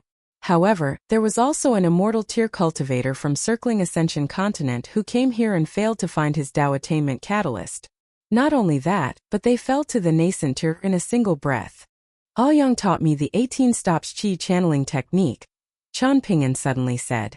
Ningyao faltered for a moment before saying, "He treats you quite well." Over at the Sword Qi Great Wall, only sword cultivators who have made great contributions have the right to teach this qi channeling technique to someone else. Almost all of them teach the technique to their most prized disciple or the successor of their clan. However, don't get too ahead of yourself. Passing down the 18 stops technique is more of a ritual than anything else. In some sense, we're saying that the future generations at the Sword Qi Great Wall will always inherit and remember the sword intent of the earliest sword immortals. In reality, the 18 stops technique can't be considered a top-notch qi channeling sword technique. The large clans in the city to the north all have genuine top-notch sword techniques. The Chun clan sword technique can strengthen bones, the Dong clan sword technique can cleanse marrow, the Qi clans can temper souls, The Ning clans can sharpen bonded swords, the Yao clans can nourish sword qi, the Nailan clans can enable complementary sword qi and sword intent, and so on. All of these sword techniques are so top-notch that they're unimaginable in the eyes of sword cultivators from Majestic World. Regardless, it's a good thing that you've learned the 18 stops technique. This will allow you to acclimatize to the environment of the sword qi, Great Wall quicker. Qian Pingan cracked a grin. Judging by the time, you've already been practicing this technique for almost 2 years. How many stops have you reached? Ning Yao asked casually. 15? 16? At least 12, right? After that, it will become a bit different from before. Each stop will be more difficult to reach and overcome. You didn't grow up at the Sword Qi Great Wall, so it's only natural for you to be a bit slower. One of my friends, the fatty, took 8 months to reach all 18 stops. Little Dong was slightly more talented, and it only took him half a year to reach all of them. The others all took around 9 months to a year. However, Little Dong's older sister was quite impressive, and she only took 3 months to reach all 18 stops. It's just that the Dong clan has always been trying to hide this information. They're not willing to reveal the truth to outsiders. Among those at the Sword Qi Great Wall around the same age as me, 30 or so have mastered the 18 stops technique. Because of this, our generation is regarded as the best generation at the Sword Qi Great Wall for the past 3,000 years. The seniors all say that as long as we're given another 50 or 60 years, the demon tribe won't be able to see the top of the city wall of the Sword Qi Great Wall for the next 1,000 years. Qian Pingan looked on with a dazed expression. He had gone through so many challenges and hardships to finally reach the 7th stop with much difficulty. Then, after surging to the 12th in a single go, he was now stuck between the 12th and 13th acupoints. It was as if he were standing in front of a mountain path blocked by heavy snow, and there seemed to be little hope that he could advance any further. After noticing Qian Pingan's expression, Ning Yao stopped and said, "Then I won't mention myself. How long did it take you?" Qian Pingan asked in a tentative voice. Heh. Ning Yao chuckled with a fake smile. Qian Pingan was unwilling to give up, so he asked, "How long is heh?" Ning Yao held back for a long time. However, seeing that Qian Pingan had no intention of giving up, she could only reply honestly and reveal, "As long as it takes to say heh. I mastered the 18 stops technique immediately after hearing the mantra." Qian Pingan sighed in grief. He grabbed the sword nurturing gourd and silently took a gulp of wine before lamenting. This was the case when I received the mountain shaking guide and started to practice fist techniques. And this is still the case now that I'm practicing the 18 stops technique and sword techniques. Will I never catch up to you in my lifetime? Then how will I become a great sword immortal? Before Ning Yao could say anything, however, Qian Pingan had already offered an answer for himself. However, this doesn't matter. We have to take things one step at a time, and how other people advance is other people's matter. We simply need to focus on ourselves and our own improvements. It doesn't matter even if we're a little slower. I promised you that I would practice the fist technique 1,000,000 times, but even I didn't dare to imagine that I would be able to complete it in my lifetime back then. Yet, in the blink of an eye, I'm already just 20,000 repetitions away from reaching this goal. Who knows what will happen in the future? Other people? Ning Yao interrogated. Knowing that he had misspoken, Qian Pingan could only chuckle with an awkward expression. Ning Yao pondered for a moment and suggested, "Then go to the Sword Qi Great Wall earlier?" Qian Pingan retrieved the jade tablet from his waist and replied with a hesitant expression, "But I'm only allowed to enter tomorrow at midnight." Ning Yao had already stood up with speed and vigor, and she said, "Pack your things up and I'll bring you over. Didn't the Flood Dragon True Lord say to look for him if we needed anything?" Stalactite Mountain said this themselves, so they can't go back on their word, can they? Let's go. There was nothing keeping Qian Pingan on Stalactite Mountain, and he surmised that going to the Sword Qi Great Wall earlier to practice his fist techniques was also a good thing. Thus, he packed up his belongings and placed everything in his flying sword 15th. When Ning Yao saw this bonded flying sword again, she reminded him, "A flying sword that also doubles as a pocket treasure is extremely rare. You need to cherish it." Even Ning Yao felt flying sword was rare, so it was definitely something of incredible value. Qian Pingan nodded and committed this to memory. Before leaving, Qian Pingan went to inform Jin Su that he was going to head to the Sword Qi Great Wall earlier. The osmanthus girl stood in front of her room with mixed emotions. In the end, she smiled faintly and bade farewell to Changping and Ning Yao. After leaving Storken, which was located near the catch and release dock, Ning Yao led Changping to the foot of Lone Peak. When the young Taoist priest, the second in command in Stalactite Mountain, glanced at the young boy's jade tablet that showed a different time and glanced at the young girl who had an expression as if this were justified, he became so angry that he immediately leaped up from his straw mat again. Fortunately, Changping had already started to explain the situation, saying, "Immortal Elder, while we were visiting the Lightning Lake platform, we came across the Flood Dragon True Lord who informed Ning Yao that his teacher had issued an order, saying that some exceptions could be made for her. If there is a problem, then please discuss this with the True Lord. If it's not possible to make an exception, I'll return here tomorrow night." The young Taoist priest shot a sideways glance at Changping and asked, "Who are you?" "This young girl's lover." Changping simply blinked without saying anything. He played dumb in front of the young Taoist priest. The young Taoist priest silently recited something in his mind before having a brief conversation with the Flood Dragon True Lord, someone who could be considered his junior nephew in terms of seniority. He then glanced at Ning Yao and Changping and said, "The two of you can pass and go to the Sword Chi Great Wall." Since a decision had already been made, the young Taoist priest didn't cause trouble for the young boy and young girl anymore. He plopped back down on his straw mat. Most likely because he was angered by that young girl, he decided to directly lie down and spread out his arms and legs. He was casually sprawled across the straw mat, and he opened a Taoist classic and placed it on his face. Out of sight, out of mind. Ning Yao reached over and grabbed Changping, saying in a soft voice, "Remember, it's normal to have sword chi funnel into your acupoints. There's no need to worry because the more worried you are, the more chaotic your chi will become." Changping nodded and replied, "I understand. I'll pretend that I'm molding pottery. As long as my mind is calm, then everything else will be calm as well." Ning Yao rolled her eyes and exclaimed, "Pottery making country bumpkin." Changping smiled and took her hand. Ning Yao quickened her pace and hurriedly led Changping into the mirror-like gate. The sword-hugging middle-aged man sitting on top of the hitching post clicked his tongue in wonder and remarked, "Many people from the younger generation over there are about to go crazy. At that time, that silly young boy will be treated no better than the demons from Savage World. Even though I don't like that girl's stinky temper, my heart still aches a little now that she's been tricked into a relationship with that dumb boy." The young Taoist priest who had a Taoist book covering his head said in a gloomy voice, "One is heaven and one is earth, so how have the two of them ended up together? Isn't this an illogical relationship? Who helped them get together?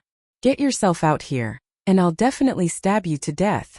I'll stab you half dead first, then I'll scold you to death." On the peak of the tall building above Lone Peak, one of the bells of the Three Pure Ones shuddered and rang. However, it rang silently, and it didn't notify the world or echo through Stalactite Mountain. Afterward, a wisp of aura instantly arrived above the young Taoist priest's head and flew into the Taoist book. As if possessed, the book closed with a snap, then flew up and starting to slap the young Taoist priest left and right. There were crisp cracks as the book made contact with his cheeks. The young Taoist priest had no time to hide or run away in front of this divine punishment. He immediately came to a realization, and he wrapped his hands around his head and begged, "Uncle Master, I was wrong, I've seen the errors of my ways." Ning Yao's heart jolted when she strode into the Sword Chi Great Wall. However, she quickly came to an understanding and felt a sense of relief. As it turned out, the two of them hadn't arrived on the other side of the gate where old Nalan and the Taoist saber nun were standing guard. Instead, stepping through the mirror-like gate had directly led them above the city wall of the Sword Chi Great Wall. This saved them the effort of walking through the city and climbing up the city wall, two time-consuming tasks. However, this also meant that Changping would have to suffer a bit more. Changping's face flushed beet red when he suddenly arrived on top of the city wall. His complexion then turned dark, and his entire body started to tremble. However, Changping's eyes remained limpid and calm. He had been completely caught off guard last time, while he was already mentally prepared this time. Thus, he remained calm even though they had directly arrived on top of the city wall, where the sword chi was the most concentrated and powerful. After all, Qian Pingyan was far too familiar with enduring hardship. Indeed, he could simply treat this as a return to the second floor of the bamboo building in Downtrodden Mountain. As long as he wasn't killed in an instant, Qian Pingyan's mental state would remain as stable as a hitching post and as immovable as a pillar. On this section of the Great Wall where Qian Pingyan and Ningyao were located, there was no sword cultivator standing patrol, nor was there a sword cultivator tempering their cultivation. A skinny and hunchbacked old man left his place and arrived here in a single stride. He smiled as he looked at Ningyao, and this made her blush slightly. The old man smiled and clasped his hands behind his back. Even though he had already seen through the young boy from the Greatly Empire's capabilities, he still walked in a circle around Qian Pingyan before nodding and saying, as expected. The old man felt slightly disappointed and he murmured, even though Aoyang stayed here for 100 years, he was still unable to fully grind away his temperament as a scholar. Otherwise, if he obtained that sword, he would have been able to rival the Taoist's second disciple, and almost be on equal footing with him. Yet, he's abandoned all of his belongings now, and he's simply exchanging punches with that person in the heavens beyond heavens. What's so interesting about that? A sword cultivator without a sword, and a Taoist priest treating himself as a pure martial artist. How unseemly. In any case, her temper meant that she wouldn't necessarily have wanted to follow Aoyang anyway. However, choosing to follow a rustic young boy instead? This doesn't make sense either. Perhaps this is her final struggle? Perhaps she's unwilling to vanish from heaven and earth just like that?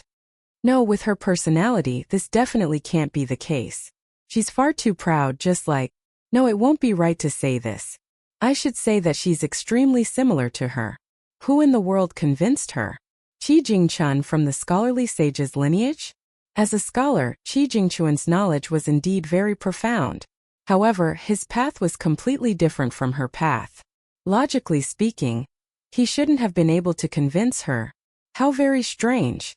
Even though the old man with the surname Chan was standing right next to Ningyao and speaking aloud instead of speaking in his mind, Ningyao was still unable to catch a single word of his long rambling. The old sword immortal couldn't make heads or tails of the situation, so he decided not to think about it anymore. There were far too many matters in the world, so those that didn't affect him naturally wouldn't be viewed as important matters. Moreover, there was more than just a single bloody world. The old sword immortal felt like it was necessary to think about something cheerful. Thus, he smiled and looked toward the young girl, Ningyao. How wonderful! Prodigies were appearing one after another in this generation of young sword cultivators in the Sword Qi Great Wall. This was an impressive phenomenon that hadn't been seen for 3 millennia. She was showing subtle signs of outshining everyone else already. Even the old great sword immortal who had carved more than one character on the wall, was very eager to see her bonded flying sword making its debut in this world. During a long journey to the outside world before, there was one time when Ningyao had almost unleashed her not yet mature bonded flying sword without caring about anything else. Because of some secret technique in the Sword Qi Great Wall, he and a few other elders had all detected the phenomenon of heaven and earth even though they had been one small world and 2 proper worlds away from the young girl. The worst-tempered one among them had almost broken the rules and charged into Majestic World. Thankfully, the young girl had stopped herself before it was too late. Otherwise, she would have damaged the foundation of her great Tao. Grandpa-chan, will he be all right? Ningyao asked in a quiet voice. The often smiling old sword immortal looked at Ningyao, a young girl whom he would never hide his smile from. He smiled faintly and replied, if something happens to him, then something will presumably happen to Grandpa-chan as well, right? Ningyao shot a glare at the old man. Oh, you're finally acting a bit like a young girl now. By the looks of it, this young boy from the outside has made huge contributions, the old man teased. His expression became serious and he continued, this young boy's martial arts foundation is extremely strong, and his mind is also very stable. Very good, he can definitely withstand this. There's no need to worry. You can let him endure this atmosphere on the city wall for the next while. Back then my young neighbor Chao Si also had to endure this and go through the same process. Make sure not to bring him to the city in the north. That place is full of filth and pollution, and any talent will be ruined no matter how impressive they are. After saying this, the old man turned around and slowly walked away. He didn't use his mystical powers this time, and he didn't shrink this section of the Sword Chi Great Wall to a single inch. The old man silently guarded the Great Wall just like that. Millennium after millennium, it was unknown how many thousands of years had already passed. Afterward, it took Qian Ping'an 10 hours to finally find his footing. Even so, he could only walk slowly along the city wall. After another 10 or 12 hours, the young boy finally attempted to practice the 6-step walking meditation. His movements were rusty, as if he were a little child practicing fist techniques for the first time. Ning Yao would come to the top of the city wall several times a day. She wouldn't speak much, and she would return to her clan in the northern city after visiting.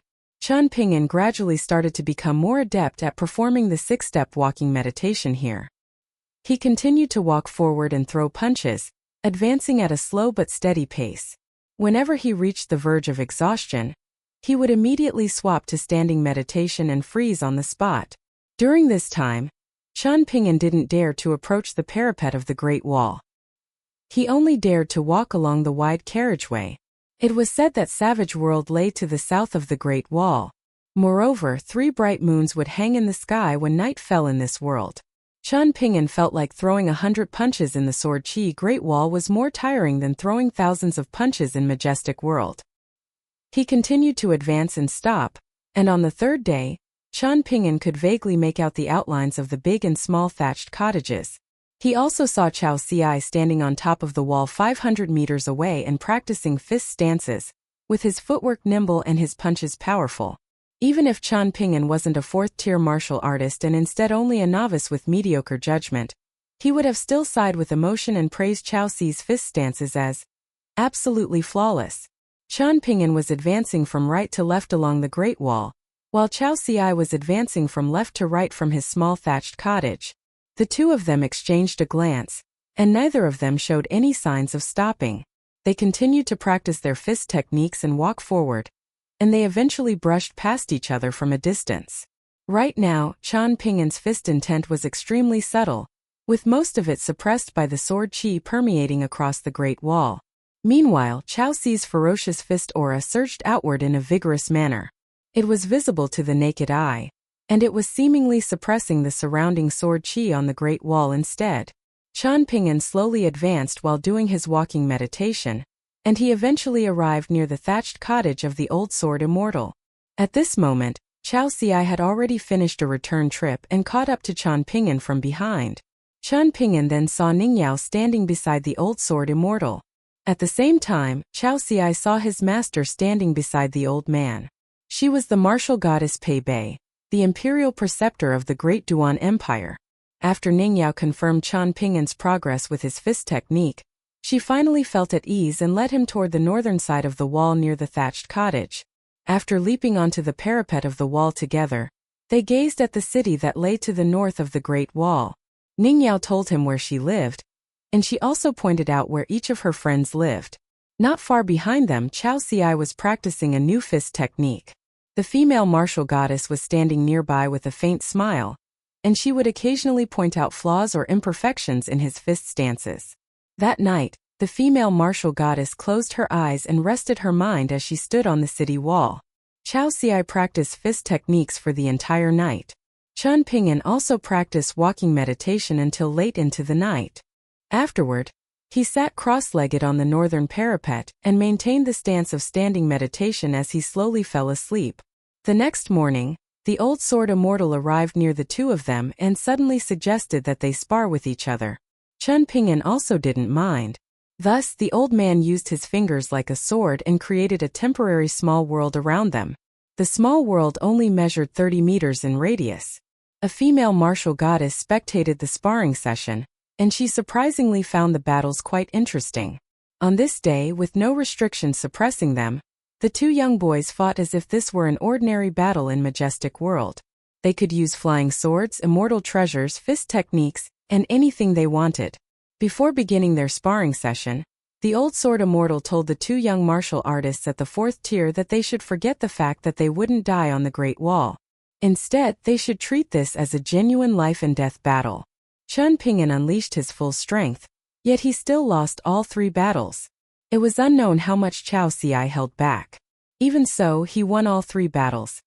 After completing the final battle, Chao Ci and his master bade farewell and took their leave. The two of them were most likely leaving the Sword Qi Great Wall and returning to the Great Duan Empire in Middle-earth Divine Continent. Before leaving, Chao Ci turned to Qian Ping'an and asked, "Qian Ping'an, can you help me look after that cottage before you return to Stalactite Mountain?" Qian Ping'an wiped the sweat from his forehead and replied with a smile, "No problem." This was a unique act of goodwill from Chao Ci. The figures of the handsome young boy in white and the martial goddess became smaller and smaller as they left along the carriageway on top of the Great Wall. "I'm about to retract the small world," the old sword immortal warned Qian Ping'an. Qian Ping'an nodded in acknowledgement, signifying that he was okay. The old sword immortal casually retracted the small world and its accompanying restrictions, allowing the permeating sword qi to instantly surge over in a vicious manner. Qian Ping'an's soul shuddered, and he suffered noticeable injuries. As a result, he could only assume the stance of standing meditation to resist the sword qi. After standing there for 2 hours, Qian Ping'an was finally able to move again. He arrived near the southern parapet with Ningyao, and she asked, "Are you all right?" "These injuries are nothing," Qian Ping'an replied with a shake of his head. Ningyao frowned and pointed at her heart, asking again, "I mean here." Following the direction of the young girl's slender and beautiful finger, Qian Ping'an stared at her heart and didn't retract his gaze for a long time. Ningyao eventually rewarded Qian Ping'an with a smack to the head. Qian Ping'an scratched his head and hurriedly made amends, saying, "My heart and mind are even more unaffected. A man's head and a woman's waist. One couldn't be smacked and one couldn't be touched." However, Qian Ping'an naturally didn't dare to say this out aloud. Ningyao leaned against the parapet and asked in anxiousness, "Are you really okay?" Qian Ping'an had lost 3 times in a single day. He had lost as comprehensively as possible. The first time, Qian Ping'an and Chao Ci had sparred using fist techniques. There had been some kind of tacit understanding between them, and they had both fought using very pure fist techniques. However, it was as if Qian Ping'an's punches would always be a beat slower than Chao Ci's punches. This wasn't to say that Qian Ping'an's fist techniques were lowly. In fact, it was the complete opposite, and even the spectating martial goddess had nodded several times when she saw the deity drumming technique, rain evaporation technique, and other techniques that Cui Chan's grandfather had taught him. Meanwhile, Chao Ci had appeared far too leisurely and carefree. He had moved around casually, and he had seemingly managed to predict all of Qian Ping'an's movements. Qian Ping'an's punches and kicks had seemingly landed exactly where Chao Ci wanted them. In the end, Qian Ping'an had failed to hit Chao Ci a single time. Both the old sword immortal and Ningyao had felt like one battle was enough. This time, however, it was the female martial goddess who had smiled and suggested another battle. Moreover, Qian Ping'an was allowed to unleash his full power, rather than just relying on his fist techniques. During the second battle, Qian Ping'an had summoned his flying swords 1st and 15th to help him. In fact, he had even unleashed several talismans. However, he had still been a bit slower than Chao Ci's movement techniques. Not by much, but still by a beat. While spectating the second battle, even Ningyao had felt a sense of exasperation and helplessness for Qian Ping'an. Their battle had been like a game of Go between 2 9th-rank Go masters, where a strong 9th-rank Go master defeating a weak 9th-rank Go master wouldn't seem strange at all. However, if the former defeated the latter by half a piece every time, then the gulf between the two was perhaps very large. The last battle had been requested by Qian Ping'an himself, and Chao Ci had nodded and agreed to his request. During the third battle, Qian Ping'an had started to change his tactics. Rather than fighting with Chao Ci, he had looked to be fighting with himself. He had forcefully modified the stances of his fist techniques. Regardless of whether it was the deity drumming technique or the heavy cavalry formation shattering technique, these were all immortal techniques that Cui Chan's grandfather had refined after countless trials and battles. Thus, Qian Ping'an's attempt to modify them during battle had naturally made him look uncoordinated and self-sabotaging. As a result, Chao Ci's punches had become more than just a beat faster than Qian Ping'an's punches. There were many times when Chao Ci had shattered Qian Ping'an's fist intent at the early stages or middle stages of Qian Ping'an's fist techniques. In the end, Qian Ping'an had suffered his worst loss of the 3 battles. However, the 3 spectators, including Ningyao who was an outsider to martial arts, had eventually determined that Qian Ping'an's general direction of modification was correct. At the end of the day, the critical difference between the two youths was the foundation of their fourth-tier cultivation base. After the third battle, Chao Xi had raised a thumb at Qian Ping'an and said 3 words, "Keep at it." If it weren't Chao Xi, and if his opponent weren't Qian Ping'an, then perhaps everyone would have felt like Chao Xi was provoking his opponent and boasting about his victory. Or perhaps he was acting haughty and peering down at his defeated opponent. However, Chao Xi's calm demeanor and Qian Ping'an's stable mental state couldn't change the reality. They were both fourth-tier martial artists. Yet Qian Ping'an had undoubtedly become Chao Xi's defeated opponent. It was because of this that Ning Yao, someone with a clear sword heart and an intense aura, had asked him if he was all right. She was afraid that Qian Ping'an had lost the fourth battle, the invisible battle between their minds. Once his martial mind was suppressed and crushed by Chao Xi, it was very likely that Qian Ping'an would find it incredibly difficult to reach the 7th tier in his lifetime, to say nothing of the end tier of martial arts. Fortunately, Qian Ping'an said he was okay. Ning Yao believed him. Qian Ping'an wasn't afraid of death, and she already knew this from their time together in Jewel's small world. He had almost died at the hands of the mountain-moving ape, and he had almost exchanged lives with Ma Kuxuan in order to save her. However, not being afraid of death didn't imply not being afraid to lose. When Qian Ping'an was poor, he was already down, so he didn't need to fear another fall. However, when Ning Yao saw his table of treasures in Stalactite Mountain Stork Inn, she realized that Qian Ping'an had already become fairly wealthy. Moreover, his martial arts potential was also quite impressive. Thus, Ning Yao was afraid that Qian Ping'an would get hung up on certain things. Fortunately, this wasn't the case. The two of them sat side by side on the south-facing parapet. Ning Yao placed her new and old swords on top of each other on her knees. Meanwhile, Qian Ping'an's sword case, which only had the locust wood sword inside, stayed on his back. In reality, Ning Yao felt like the name Subduing Demons was pretty tacky. However, when she remembered there was a sword named Eliminating Fiends in Qian Ping'an's sword case, she decided not to make a fuss about this with him. Qian Ping'an placed his fists on his knees and leaned slightly forward. Several hundred kilometers in front of them, there were countless encampments of the large demon army. They were like countless nests of ants. According to Ning Yao, the canyon would be teeming with demons every time their army attacked the Sword Qi Great Wall. However, the sky above the demons would also be flooded with flying swords. When Qian Ping'an and Ning Yao were with each other, they would talk about whatever came to their minds. They talked about the old sword immortal, Grandpa Qian, and about Chao Xi and the martial goddess, as well as Middle-earth Divine Continent's Great Duan Empire where they came from. They also talked about the heavenly master from Mount Longhu, who possessed one of the 4 great immortal swords. Upon the mention of immortal swords, they naturally started to talk about the Daoist second disciple, who had the title of True Invincible. This was because his immortal sword was named Taoism, is loftier than the mortal world. Afterward, they talked about Stalactite Mountain, which was controlled by the Daoist second disciple, and their conversation eventually returned to the Sword Qi Great Wall as well as Qian Ping'an's fist techniques. Their conversation took many twists and turns, and they talked about whatever they wanted to. Qian Ping'an had never sat in a place with such a wide field of view before. This was the same case for his mind. It was as if he were sitting face to face with an entire world. Qian Ping'an couldn't help but say, "In the very beginning, I practiced fist techniques for the sake of staying alive.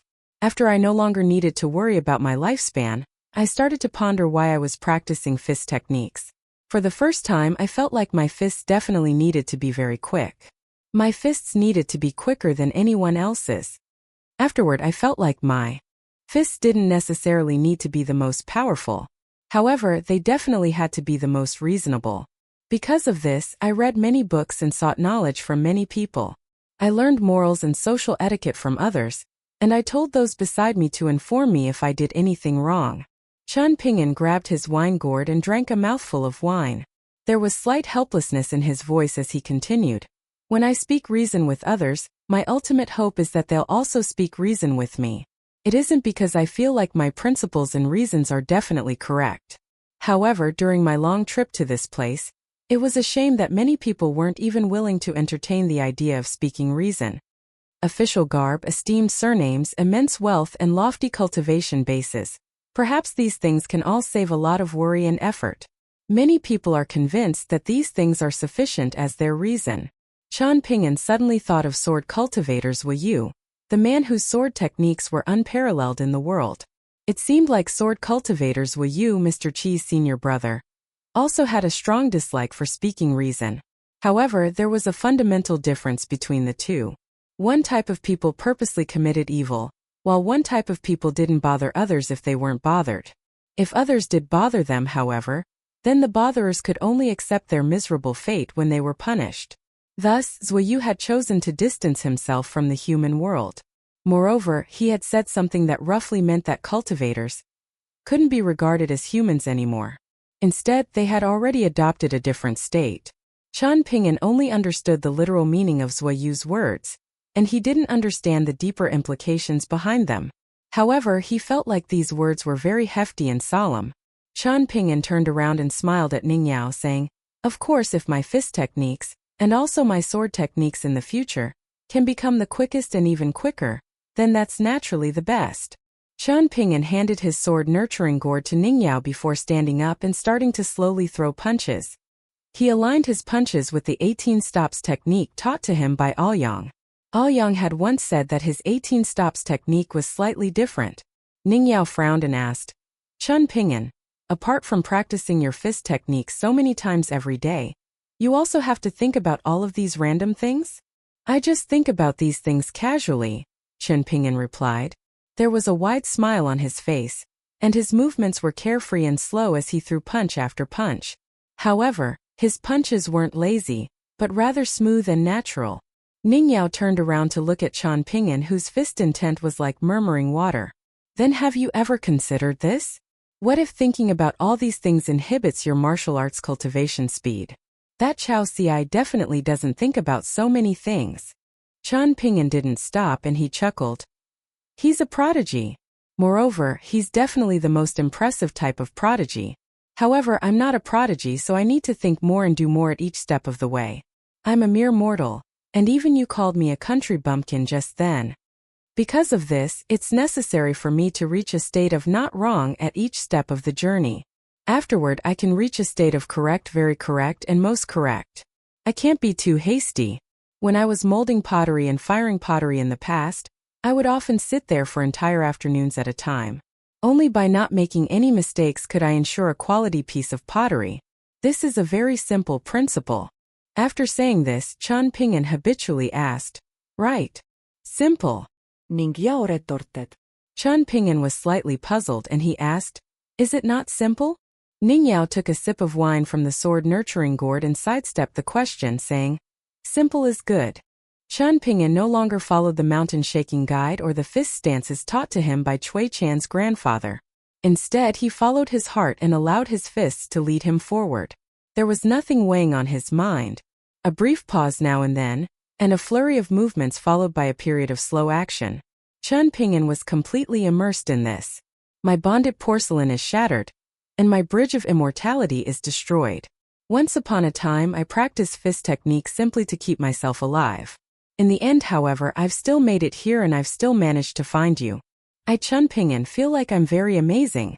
Qian Ping'an's fists became quicker and quicker, so much so that his sleeves billowed and flapped audibly in the wind. "When I was sitting on the golden bridge in the sea of clouds back then, Big Sister Immortal told me that I definitely couldn't betray Mr. Qi's hopes in me.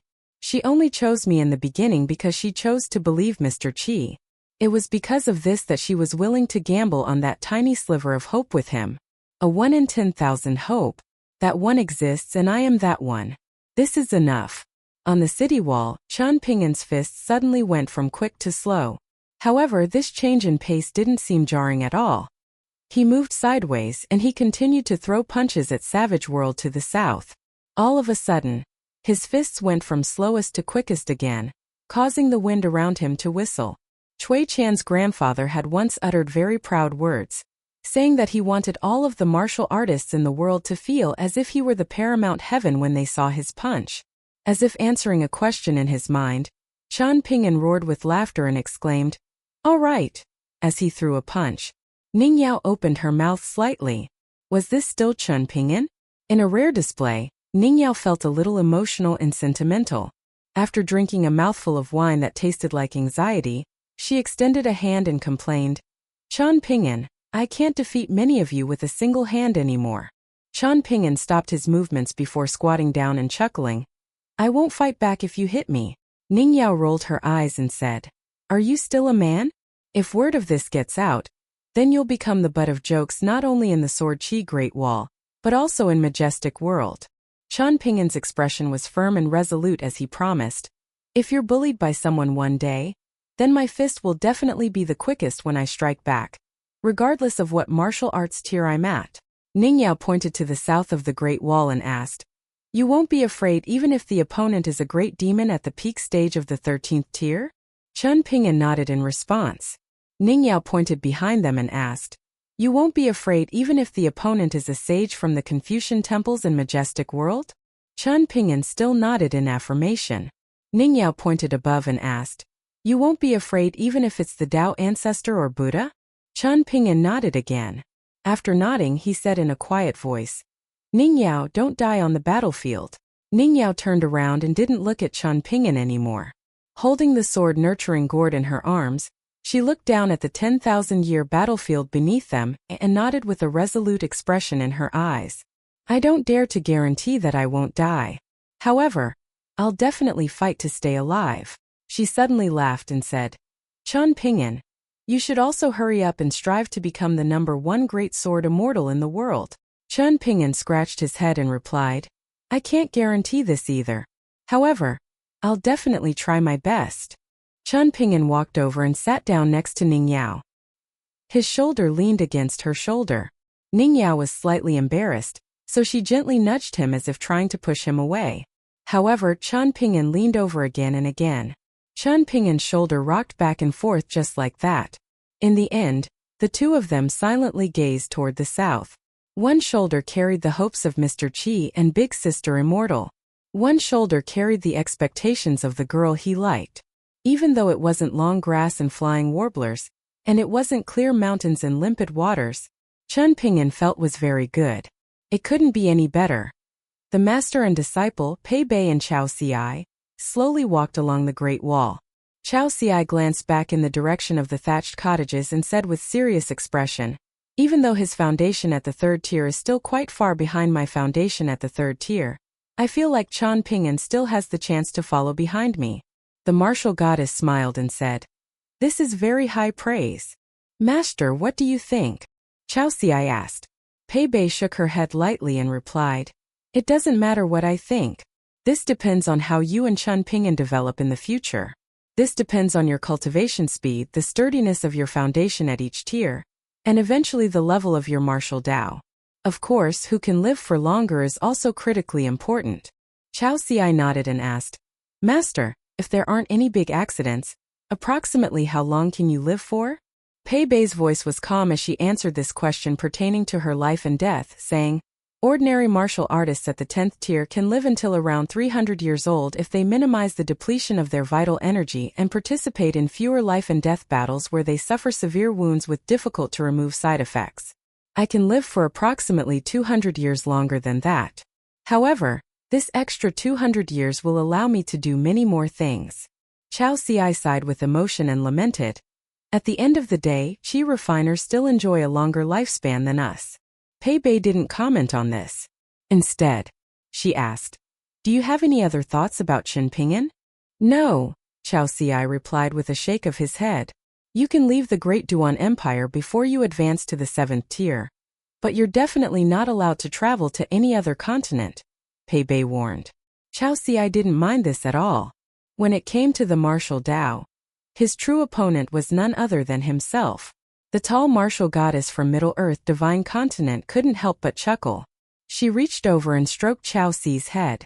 "Master, don't treat me like a child all the time," Chao Ci said in exasperation. Before walking down the Great Wall, Pei Bei glanced back at the thatched cottages, then quickly looked away.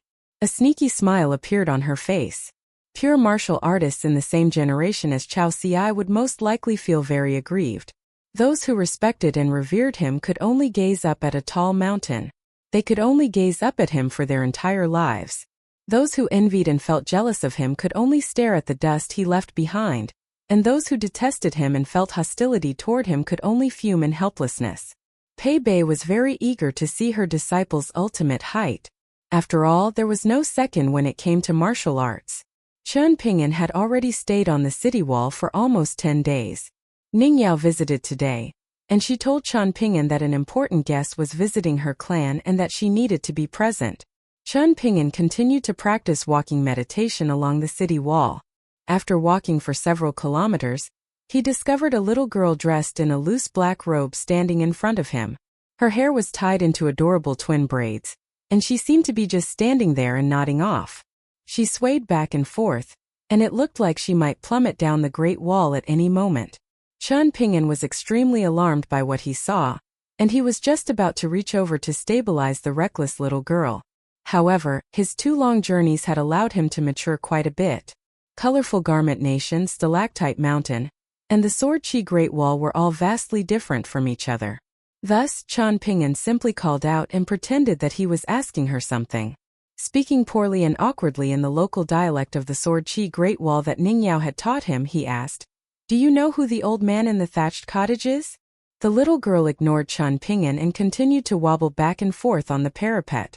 Chen Ping'an came to a stop at a distance that he felt was reasonable. He then observed the little girl and discovered a snot bubble hanging from her nose. Sure enough, she was asleep. Chen Ping'an felt like she was most likely a prodigious sword cultivator. At this instant, the wobbling little girl with braided twin tails lost her balance and directly plummeted down the wall. Chen Ping'an was just about to instinctively dash forward and grab the little girl's toes. However, a hand pressed down on his shoulder and prevented him from moving. Turning around, Chen Ping'an found that there was a white-haired old man with a kindly expression standing to his left. The old man was tall, and there was a white jade hairpin in his hair. The old man smiled at Chen Ping'an and said, "Young boy, judging from your accent, you're most likely an outsider, correct? Having a good heart is a good thing, but when you're in the Sword Chi Great Wall, you need to make sure to keep one thing in mind. Don't cause trouble for others, and don't cause trouble for yourself." The old man pointed in the direction where the little girl had fallen down the wall and continued, "This hidden official doesn't need your saving either. She's a sword cultivator who's killed the greatest number of middle 5-tier demons in the Sword Chi Great Wall in the past 1,000 years. If we're talking about who the demon tribe hates the most, Lord Hidden Official can easily rank inside the top 3. If you touched even the hem of her clothes, you would have most likely lost your life. That's unless the old great sword immortal was willing to engage in an intense battle with Lord Hidden Official." Chen Ping'an cupped his fists and thanked the old man. The old man smiled and introduced, "My surname is Chi, and if you don't mind, you can call me Grandpa Chi or Senior Chi. There are some unusual movements in the south today, and I was coincidentally patrolling the wall with a good friend. I surmise that Lord Hidden Official was also interested in this, and perhaps she's eager for the demon tribe to launch a new round of attacks." The old man remembered something and he suddenly added, "Actually, don't call me Grandpa Chi. Senior Chi will be fine. Otherwise, it will feel like I'm trying to compare myself to the old great sword immortal. That will be no good." Just as the old man finished speaking, a dull rumble traveled over from the foot of the Great Wall. Lord Hidden Official, the little girl with braided twin tails, had most likely crashed into the ground and caused some commotion. The old man smiled and reminded him, "Even though the old great sword immortal is keeping watch, and Lord Hidden Official is also present, you should still be a little more careful. The tactics of war are unpredictable, so who knows when the demon tribe might launch their next assault. Alright, I'll leave you to it now." Chen Ping'an didn't see the old man stride forward, yet he had already appeared on the parapet 36 meters away. With his movements nimble and graceful, the old man quickly vanished into the distance. Chen Ping'an jumped down the parapet and returned to the thatched cottage. The old man's surname was Chi. Lord Hidden Official had slain countless demons at the middle 5 tiers. Chen Ping'an heard some indescribable noise coming from the land to the south. It wasn't the kind of piercing sound that caused discomfort to one's ears, but rather a quiet sound that made one feel a sense of disgust. Chen Ping'an hurriedly walked to the parapet and looked into the distance. In the boundless canyon that lay beyond the Great Wall, what he saw was something that looked like a worm in the muddy ground. However, Chen Ping'an was standing on the Great Wall now, so he could imagine just how colossal and terrifying the actual size of the worm was. After a moment, Chen Ping'an saw a giant orb of snow-white light erupt at the location where Lord Hidden Official had fallen down the wall just then. The giant orb of light then rolled toward the great demon like a ball. Afterward, plumes of dust and ashes rose in the canyon, reflecting the intensity of the battle taking place. About 15 minutes later, the little girl with braided twin tails and dressed in a loose black robe returned to the city wall. She stood on the parapet not far away from Chen Ping'an, and she opened her mouth wide and used 2 fingers to rock a tooth back and forth. In the end, however, she was seemingly reluctant to pull it out. She simply spat a mouthful of blood toward the carriageway. She was slightly angry, and the carriageway along the Great Wall shuddered as she swaggered along the parapet. The old sword immortal who lived in the thatched cottage and guarded the city wall arrived beside Chen Ping'an at some unknown time. He smiled and explained. To her, failing to kill the enemy is equivalent to losing. As a result, she's feeling quite irritated right now. During times like these, others shouldn't go over and bother her. Otherwise, things will become very troublesome. In the past, only Aoyang was willing to chat with her and add fuel to the fire. In any case, he was able to tolerate beatings from her. Now that Aoyang has left the Sword Qi Great Wall, I presume that she's also feeling a little bored. In fact, that slightly unfortunate great demon from our enemy's camp was only coming over and showing itself in a symbolic manner. The old sword immortal led Chen Ping'an toward the thatched cottages. While walking, he suddenly said, "You're an exception because of certain reasons, and that's why I'm also telling you some more things." Chen Ping'an nodded and didn't say anything. When night fell, Chen Ping'an walked out of the small thatched cottage that Chao Xiai had built and sat down on the north-facing parapet, drinking wine as he gazed at the gigantic city that was ablaze with lights. He looked in the direction of Ningyao's home.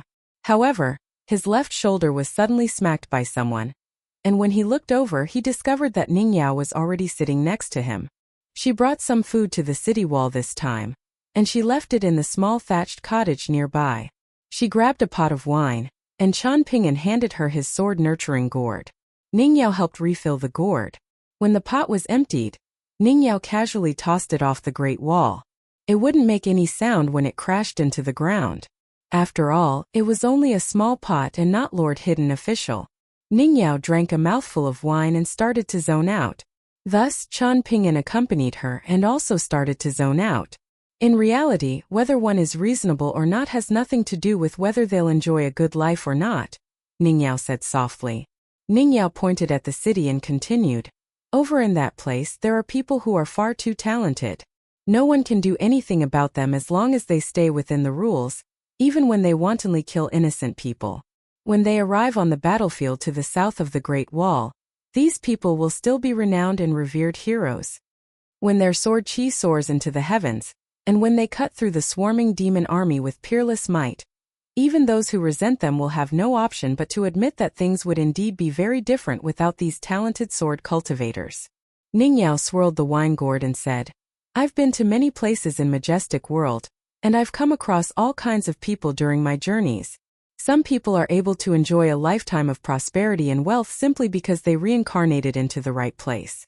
They don't need to worry about food or clothes, yet they still sit there all day long and complain about how boring their life is.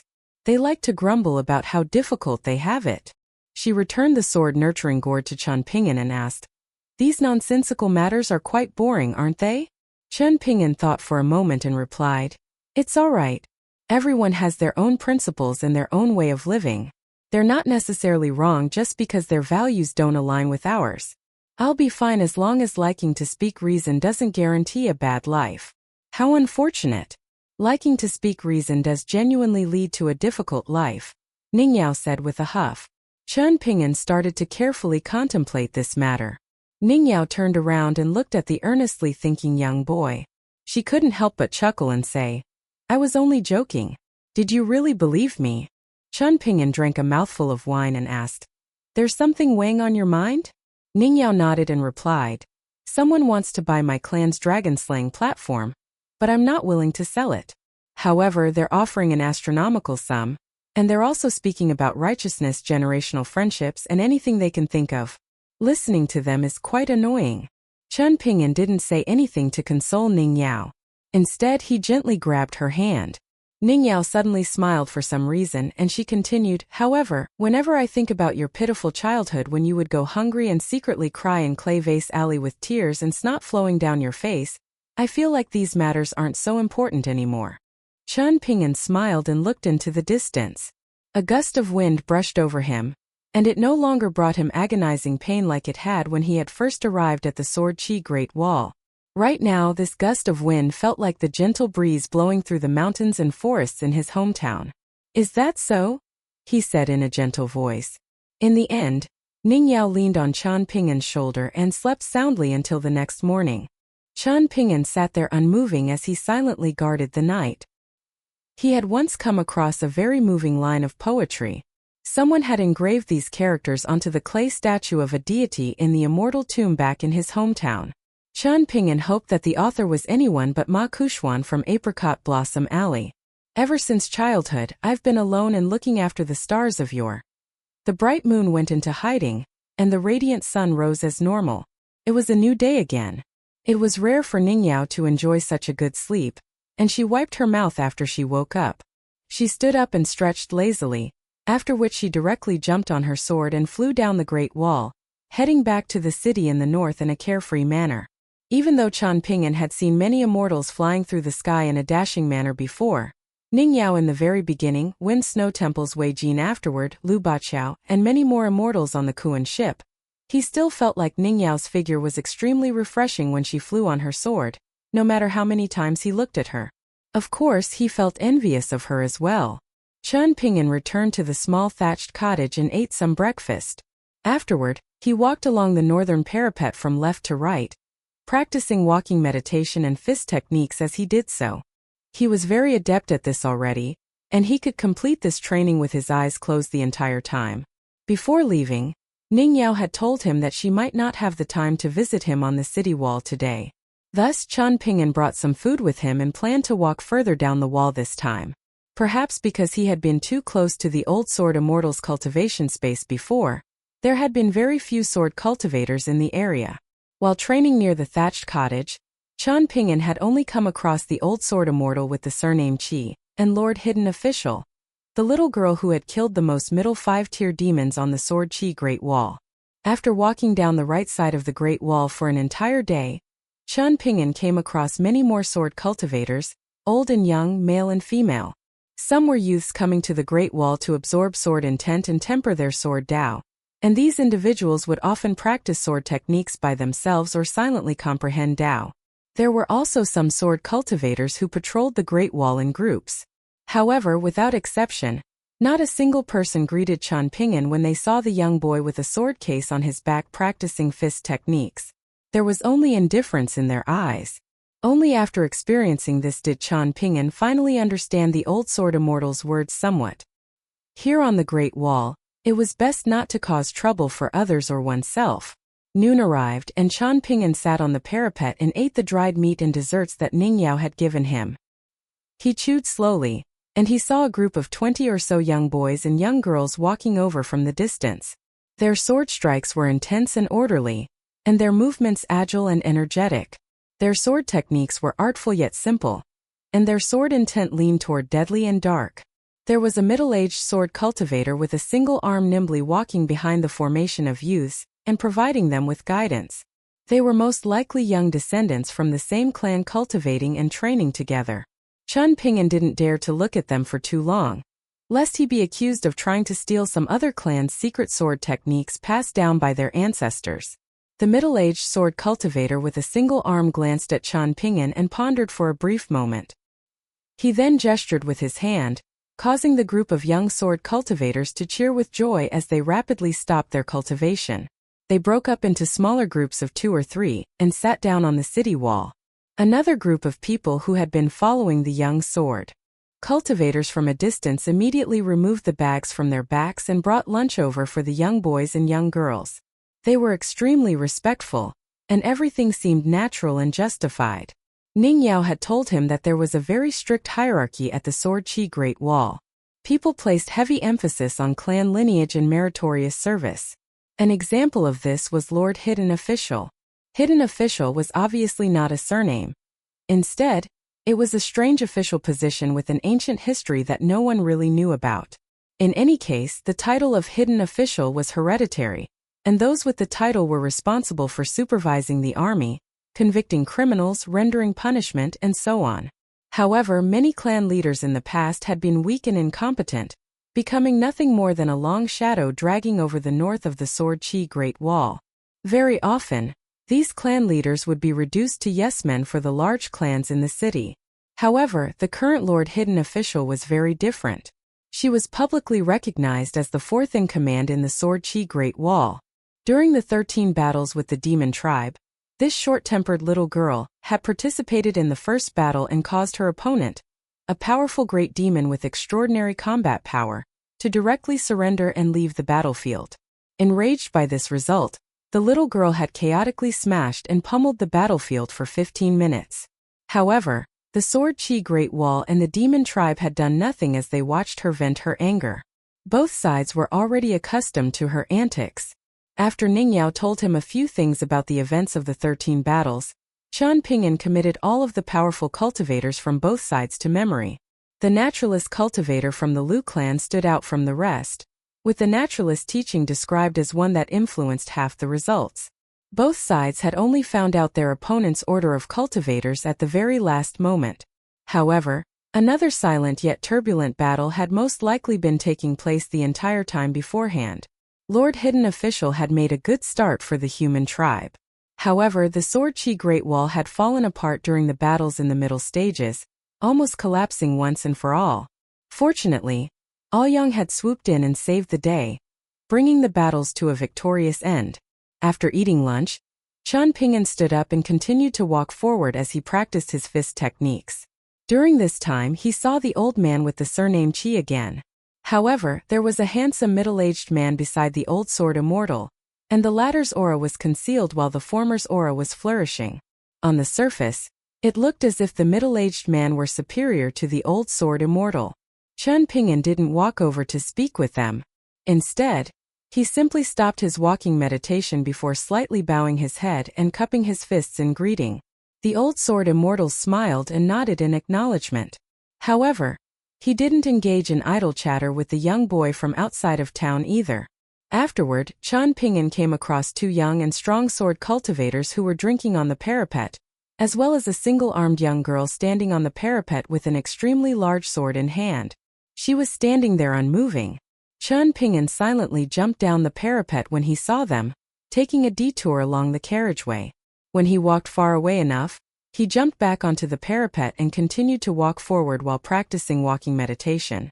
When dusk fell, Qian Pingyan saw several sword cultivators flying up from the southern side of the Great Wall. They soared over the carriageway and flew on their swords toward the north. Qian Pingyan glanced at the sky and had a quick dinner. He then turned around to return to the thatched hut. When he arrived, it was already deep into the night. However, after opening the hut door, what he saw was the moonlight shining upon that little girl, Lord Hidden official. She was currently feasting on his food. Qian Pingyan stood there unmoving, and the little girl with twin braids turned around with her cheeks absolutely stuffed. However, she didn't react like a thief caught in action, and she instead flipped the script and looked at Qian Pingyan with an expression of disapproval and vigilance. It was as if she were interrogating him and asking him why he was at her home. She wasn't a thief sneaking into someone's house. Rather, she was a bandit trying to occupy his place. Qian Pingyan could only retreat out of the small thatched cottage in silence, lightly closing the door behind him. He was afraid that he would be minced into a pulp by the powerful and eccentric Lord Hidden official if they had a disagreement. Qian Pingyan went to the northern parapet behind the small thatched cottage, sitting there and drinking wine. After a while, he suddenly heard someone clapping behind him. Turning around, he saw the little girl put her hands down before pointing at the small thatched cottage. She then turned around and left. "She's telling me that I can return to clean up the mess?" Qian Pingyan felt a slight headache forming. Out of an abundance of caution, he remained seated on the parapet until the little girl with large sleeves walked far away. Only then did he return to the small thatched cottage to survey the situation. Barely anything was left of the food that Ningyao had brought him. Qian Ping'an sighed and started to clean up the hut that had been completely trashed by the little girl. When he finished, he returned to the parapet and started to practice the proper sword scripture that Zheng Dafeng had given him. Same as always, he visualized holding a sword in his hand. He didn't hold a real sword, and his main focus was on practicing the avalanche technique and the deity suppression technique. Ningyao didn't come to the city wall to visit Qian Ping'an today. Thus, Qian Ping'an returned to the small thatched cottage during the latter half of the night, lying down and enjoying a peaceful sleep. The next morning, Qian Ping'an saw Lord Hidden Official not long after waking up and walking out of the small thatched cottage. There were several young boys and young girls walking behind her as she strode over and entered the thatched cottage. However, the little girl with twin braids quickly walked out with a fuming expression. Her eyes were wide open as she tried her best to glare at Qian Ping'an in a fierce and intimidating manner. She was most likely questioning him about why there were no snacks to steal in the thatched cottage today. The youths behind her, each with an extraordinary aura, all seemed to be feeling a slight sense of schadenfreude. There was an awkward expression on Qian Ping'an's face, and he was left with no option but to play dumb. If it weren't for Lord Hidden Official's title and status, Qian Ping'an truly wanted to walk over and pinch her cheeks. The little girl with twin braids was genuinely a little angry this time. The sword chi great wall shuddered loudly under her feet, after which she took to the air in her loose black robe, disappearing in a flash. Ningyao came to the sword chi great wall in the afternoon. After Qian Ping'an told her about his encounters, Ningyao laughed and said that he had nothing to worry about. This was how Lord Hidden Official's temper was. Countless sword cultivators had suffered at her hands, yet it was actually very easy to deal with her eccentricities. She liked to hear praise, and she liked to receive beautiful-looking presents. She would accept everything that came her way. However, she would at most offer a smile after enjoying a meal or accepting a present. She would never remember these acts of goodwill. If one managed to offend Lord Hidden Official, there was also a way to deal with her imminent fury. When it came to those unfortunate people in the Sword Chi Great Wall, they could simply play dead before Lord Hidden Official had the chance to lash out in anger. Pawn. Seeing this, the little girl would feel like killing these kinds of trash would soil her hands. Thus, she would often let the perpetrators off the hook. Moreover, she wasn't the type of person to hold grudges. Or perhaps she couldn't remember these people at all. Ningyao remembered something, and she said that her friend had once mentioned that Lord Hidden Official had a fairly decent relationship with the previous occupant of the small thatched cottage. It was a very rare case of her having a good impression of someone. In fact, people had once seen Chao Ci placing Lord Hidden Official on his shoulders and practicing fist techniques as he walked along the parapet. The passers-by had all been scared to death. Qian Ping'an sighed with emotion and remarked that Chao Ci was truly very impressive. Ningyao smiled and said, "I wasn't familiar with Chao Ci before, but I asked around a bit more about him recently. I came to the conclusion that pure martial artists walking the same path as Chao Ci are actually quite pitiable, especially those so-called martial arts prodigies." Ningyao borrowed Qian Ping'an's wine gourd and took a sip. Her face became a healthy shade of red, and she continued, "When it comes to chi refiners, it's very hard for someone to be publicly recognized as number one. This is especially the case if we cast our gazes over the entire world instead of just a continent. This is because external items such as bonded flying swords, immortal treasures, and celestial tools can't actually be regarded as external items. In many life and death battles, it's specifically these things that can give one a critical edge. As a result, chance encounters and fated opportunities can change many established preconceptions. However, things are different for martial artists. Martial artists seldom rely on external items, and many even detest such external items. It's because of this that people talk about no second in fist techniques. Victory and defeat are often very easy to guess." Qian Ping'an nodded in agreement. He had once come across Song Chongjing in Clay Vase Alley, and he had trained with Cui Chan's grandfather in the bamboo building afterward. There was also Zheng Dafeng striving for the heavens after breaking through to the next tier with much difficulty. From these powerful cultivators, he could clearly feel how martial artists were starkly different from immortals from the mountains. Their ambitious and domineering auras as grandmasters were especially evident. Ningyao returned the wine gourd to Qian Ping'an and said, In fact, that's only half of my conclusion. You might feel like Chao Ci is very impressive, but I feel like you're even more impressive. A silly smile spread across Qian Ping'an's face. The girl he loved was calling him impressive, so was this not impressive in and of itself? This is because few martial artists in the same generation can rival Chao Ci. This is a certainty, Ning Yao revealed in a serious tone. No one has truly experienced Chao Ci's aura of so-called invincibility before. However, not only did you fight with him, but you fought 3 battles in a row.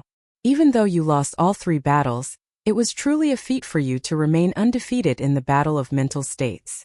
Ning Yao coughed and sat up straight, patting Qian Ping'an's shoulder and praising, "This is a very difficult feat. You need to maintain this mentality and continue to strive forward." Seeing Ning Yao speak in such a solemn manner, Qian Ping'an had initially been treating this with relative seriousness. However, he suddenly discovered the look of mischief in her eyes, and he realized that she was imitating Chao Ci and purposely messing around with him. A wide smile spread across Qian Ping'an's face, and he didn't even bother to drink wine anymore. "You don't sound like him at all. And you can act like him if you try?" Ning Yao rolled her eyes and asked. Qian Ping'an shook his head and replied, "I won't act like him, and I don't need to act like him either." Ning Yao clicked her tongue in wonder. It was hard to say whether she was doing so in admiration or amusement. Qian Ping'an chuckled coldly in reply. However, just how smart was Ning Yao? She immediately knew that Qian Ping'an was imitating her response back in Stork Inn. She directly punched him in the shoulder and scolded, "Drink your wine." Sure enough, Qian Ping'an drank a mouthful of wine before exclaiming, "Wow, the wine today tastes especially good." Ning Yao glanced at the sword-nurturing gourd in Qian Ping'an's hand, and her face immediately flushed red. She punched Qian Ping'an again and fumed, "Men are all good-for-nothings." Qian Ping'an held his wine gourd in confusion. Ning Yao stood up and flew away on her sword. While doing so, she didn't forget to turn around to shoot a vicious glare at him. Qian Ping'an blinked with an innocent expression. He then scratched his head and continued to drink wine. He mulled over this matter, yet he didn't understand why he was a good-for-nothing no matter how he thought about it. However, Qian Ping'an could tell that Ning Yao wasn't truly angry. She was just a little embarrassed. Qian Ping'an felt like the feeling lingering in his heart was quite good. In fact, it was even more beautiful than fine wine. A handsome middle-aged man walking on the wind high above the Sword Qi Great Wall. The person who had been standing beside the old sword immortal just then, coincidentally witnessed this sight. He chuckled and remarked, "So it turns out that he's a silly and oblivious young boy." After drinking some wine, Qian Ping'an retied the sword-nurturing gourd to his waist and stood up to practice standing meditation. The moonlight entered his embrace, and its radiance shone upon his shoulders. It was another peaceful night. Sunlight peeked over the horizon, and Qian Ping'an suddenly opened his eyes. He discovered that he had actually stood there unmoving and performed standing meditation for half a night. Qian Ping'an felt a sense of lingering apprehension. What if he had accidentally fallen off the parapet? Lord Hidden Official could get off unscathed, but he would have definitely turned into human paste at the bottom of the wall. Qian Ping'an stretched his body and jumped down the parapet. After returning to the small thatched cottage, he ate the breakfast that Ning Yao had prepared for him last night before continuing to practice the dull and monotonous walking meditation. He walked from left to right along the parapet of the Great Wall. On his way, Qian Ping'an came across a young smiling fatty who was radiating with killing intent. Same as always, he jumped down the parapet and took a detour before leaping back onto the parapet. He also came across a handsome young man who seemed slightly effeminate. Afterward, it was a tanned young boy whose face was riddled with scars. Finally, it was a single-armed young girl with a gigantic sword on her back. However, there were several young girls beside her today, and it was as if they were treating the wide parapet as a scenic spot. They were sitting around a satin cloth filled with exquisite snacks and desserts. When Qian Ping'an jumped down the parapet onto the carriageway again, the group of young girls all turned around to look at him. Even when Qian Ping'an walked past them from far away, they still pointed at him and made remarks. Qian Ping'an could feel his head becoming slightly numb. In fact, he was well aware that all of these youths were definitely the friends that Ning Yao had described to him. Moreover, they were friends with whom she had fought side by side. This was the second time that Qian Ping'an wanted to complain a little about the pair of straw sandals on his feet. The first time was in the capital of Great Sui Nation. He had been afraid of causing embarrassment for Li Baoping, Li Huai, and the others, so he had especially gone and bought himself a new pair of boots. However, because he hadn't entered Mountain Cliff Academy in the East Mountain, instead leaving the capital with the young Cui Chan, he had taken his boots off after wearing them for only a short while. He had changed back into his pair of comfortable straw sandals. Qian Ping'an hoped that he could be more presentable in the future. Even if his clothes didn't perfectly complement him and make him appear ethereal like Chao Xiai and Cui Chan, he still needed his clothes to be clean and tidy at a minimum, similar to Lin Shui. It would be even better if he gave off a slightly bookish aura, even if it was only temporary. He would also put a jade hairpin in his hair, and the sword nurturing gourd by his waist could remain where it was. The sword case on his back could remain as well. Qian Ping'an continued to walk forward, sighing in his mind and feeling a slight sense of regret. However, he suddenly started to chuckle after walking for a while, and he lifted a foot and lowered his head to glance at the straw sandal. "Old friend, I don't dislike you, and I'm extremely grateful for your hard work all these years. If you look at your companions who sacrificed themselves during my long journeys, you can see that I've kept all of them and treated them well. I didn't throw a single pair away. They're all enjoying retirement in 15th belly. The books call this living easy in old age. Haha. It will be slightly challenging if you want to play with grandchildren though." As he talked to himself, Qian Ping'an didn't realize that the group of youths who had gathered here to observe him were all panicking and actively dropping off the parapet like a pack of dumplings. As it turned out, Ning Yao had flown to the city wall on her sword. The chubby young boy, Charcoal Dong, and the handsome young boy all started to flee. Meanwhile, the group of young girls suppressed their smiles as they roughly packed up their food and left the parapet on their swords. Qian Ping'an turned around and saw Ning Yao arriving on her sword, suddenly coming to a stop just beyond the parapet.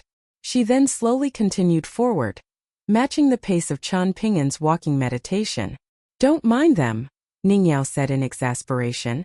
Qian Ping'an nodded with a smile. Ning Yao controlled her sword and carved a beautiful arc in the air, saying, "I still have matters to attend to, so I'll visit you again tomorrow." Just like yesterday, Qian Ping'an only arrived back at the thatched cottages late into the night. This time, however, the old sword immortal was standing on the northern parapet for some unknown reason. It was as if he were gazing at the city without a city wall in the distance. Qian Ping'an briskly walked over and greeted Grandpa Qian. The old man looked away and nodded in acknowledgement before pointing toward the north and saying, "There are only this many people, and perhaps the size of this city is even inferior to a state city in Majestic World. Yet, it's kept the demon tribe out of the Sword Chi Great Wall for so many years. Even I find this a little strange." Qian Ping'an didn't know how to reply, so he decided to remain silent. The old sword immortal turned around and looked at the young boy with a smile, asking, "Qian Ping'an, the two of us get along quite well, don't we?" Qian Ping'an nodded in response. The old sword immortal smiled and asked, "But what if I tell you that I get along better with Chao Xiai and have higher hopes for him?" Qian Ping'an still didn't know how to reply. The old sword immortal wasn't in a hurry to receive an answer from the young boy. Instead, he simply looked at Qian Ping'an's eyes. Through this, he was more importantly looking at the mind's realm of the young boy. The old sword immortal sighed with slight emotion. This time the old man whom Aoyang referred to as the old great sword immortal even went as far as to use his sword technique mystical powers. There was a mystical power that could see into one's mind and peek into the depths of one's soul. So this is how it is. He was quite a good cultivation talent before, so it wouldn't have been difficult for him to become an earth immortal in Majestic World on the side of Stalactite Mountain if everything had gone smoothly and his fortune had been good. However, it's a shame that his potential was completely pulverized by someone very early on. It's like pieces of shattered porcelain. He suffered an even greater calamity long before his bridge of immortality was severed. Mind's realm, mind's mirror. 1. The mirror shards came in varying sizes of large and small, and the old sword immortal saw all kinds of different scenes on the few largest shards.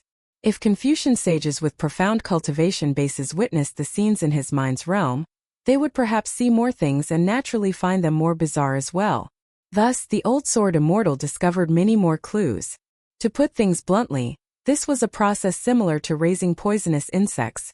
Not only did the weak have to revere and submit to the strong, but they would even have to sacrifice themselves to the strong and disappear once and for all. Qian Ping'an had most likely been exerting all of his effort to piece these shards of shattered porcelain back together all these years. However, he was unaware of his own actions. To put things more nicely, this process was quite a lofty and wondrous one. The young boy's actions could be considered striving for betterment and continuous self-improvement. He was aiming to become a powerful individual who sought to grow more powerful.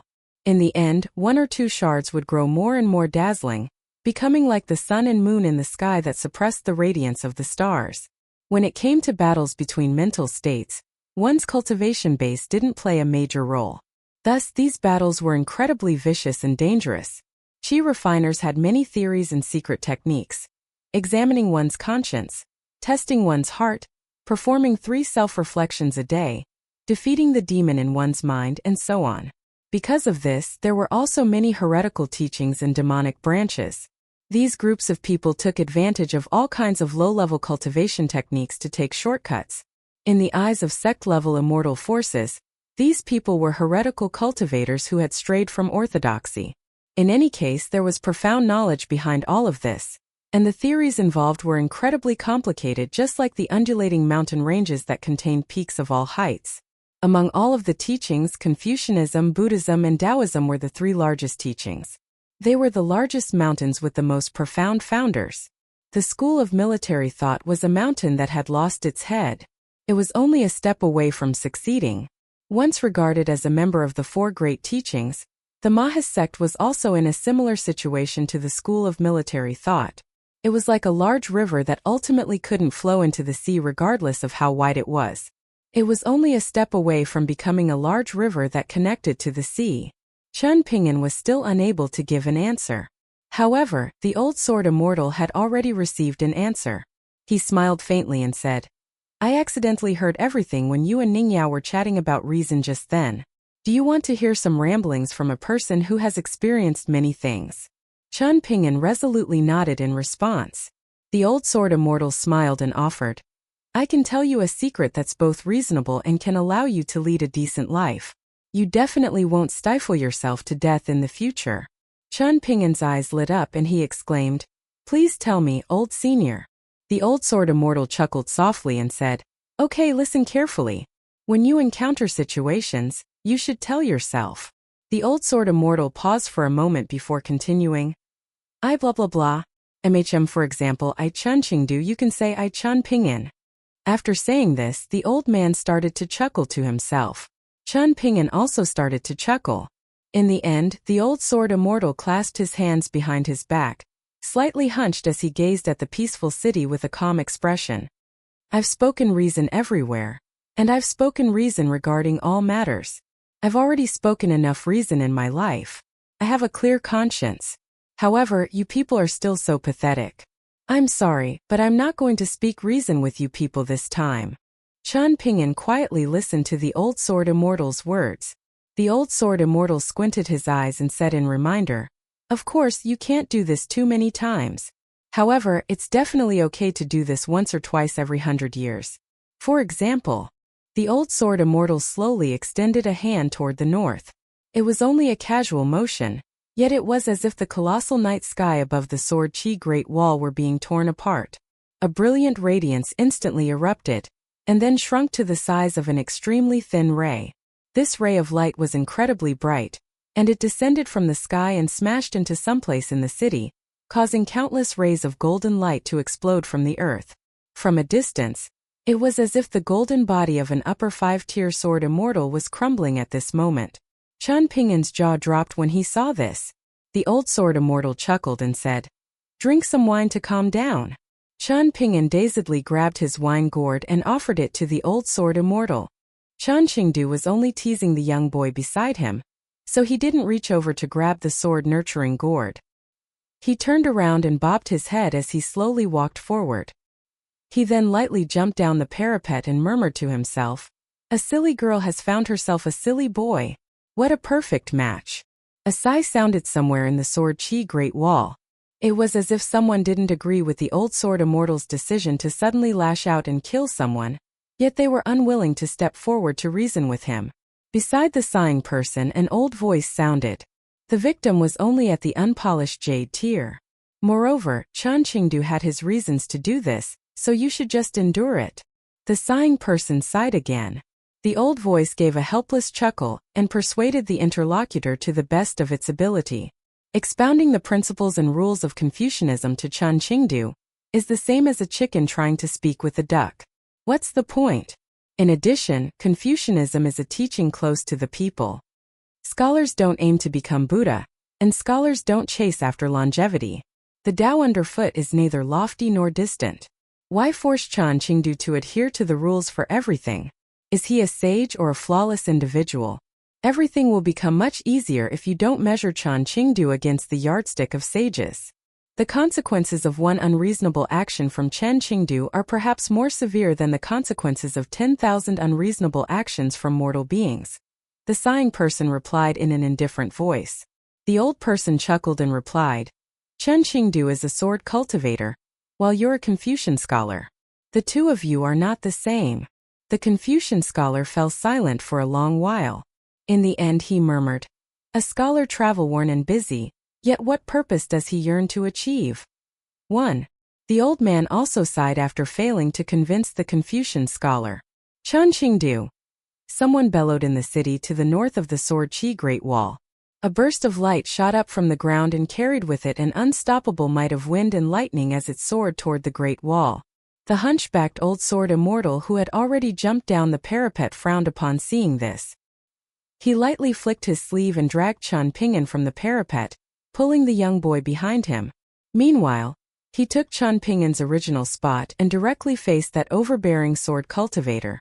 The old sword immortal narrowed his eyes and asked, what, a descendant in your clan became a spy for the demon tribe? Yet you still think that you're the reasonable one?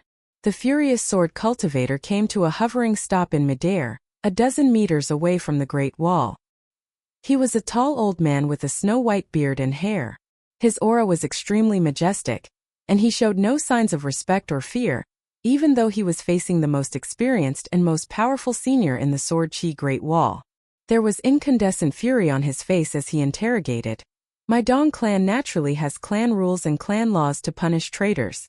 Even if I take 10,000 steps back, the hidden official has yet to pass judgment on the severity of my grandson's crimes. So what right do you, Chan Qingdu, have to punish Dong Guanpu? The old man dressed in snow white from head to toe was extremely aggressive and overbearing. He suddenly raised his voice and roared. Are you pretending that I, Dong Seng, am dead? There was a taunting expression on Chan Qingdu's face as he replied. Before Dong Guanpu died by my sword, I did indeed pretend that you were already dead. Your grandson was evidently a spy for the demon tribe.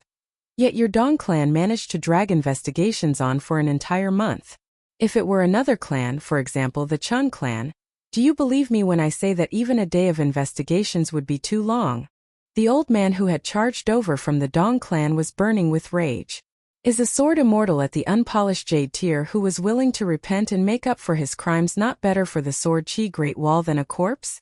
Chan Qingdu felt kind of question wasn't worthy of a response. Instead he chuckled coldly and asked, there's actually a corpse remaining after facing my sword strike? Perhaps that little bastard secretly advanced to the immortal tier. The eyes of the tall old man who had referred to himself as Dong Senging almost bulged out of his head in anger. His sword intent violently flooded the surroundings, thunderously crashing into the great wall like a barrage of torrential waves. Chan Qingdu raised an eyebrow and asked, what, you're going to attack me? Dong Seng strode forward and laughed in rage, roaring, others are all afraid of you, Chan Qingdu, but I'm not afraid. I'll attack if that's what you want. What is there to be afraid of? A childish voice sounded from a section of the Great Wall in the distance. There was a hint of grief and sadness in the voice as it said, all right, it's all my fault. I wasn't willing to see Dong Guanpu die so soon. After all, little Dong was one of the people I liked the most. Back then I liked Snotty Dong as much as I like Chow Ci now. However, since he's already dead, then so be it. The owner of this voice was a little girl with twin braids and dressed in a large black robe. She was the current hidden official of the Sword Qi Great Wall. A dozen or so of the most top-notch sword cultivators in the Sword Chi Great Wall silently appeared in the distance around this section of the Great Wall. They were either clan leaders of powerful clans or sword immortals with extraordinary combat power. There were only two people absent, the sages who could rival Chan Qingdu in strength and status. Dong Sanging, you were in the wrong regarding this matter. You were wrong from the very beginning, a handsome middle-aged man said in a stern voice.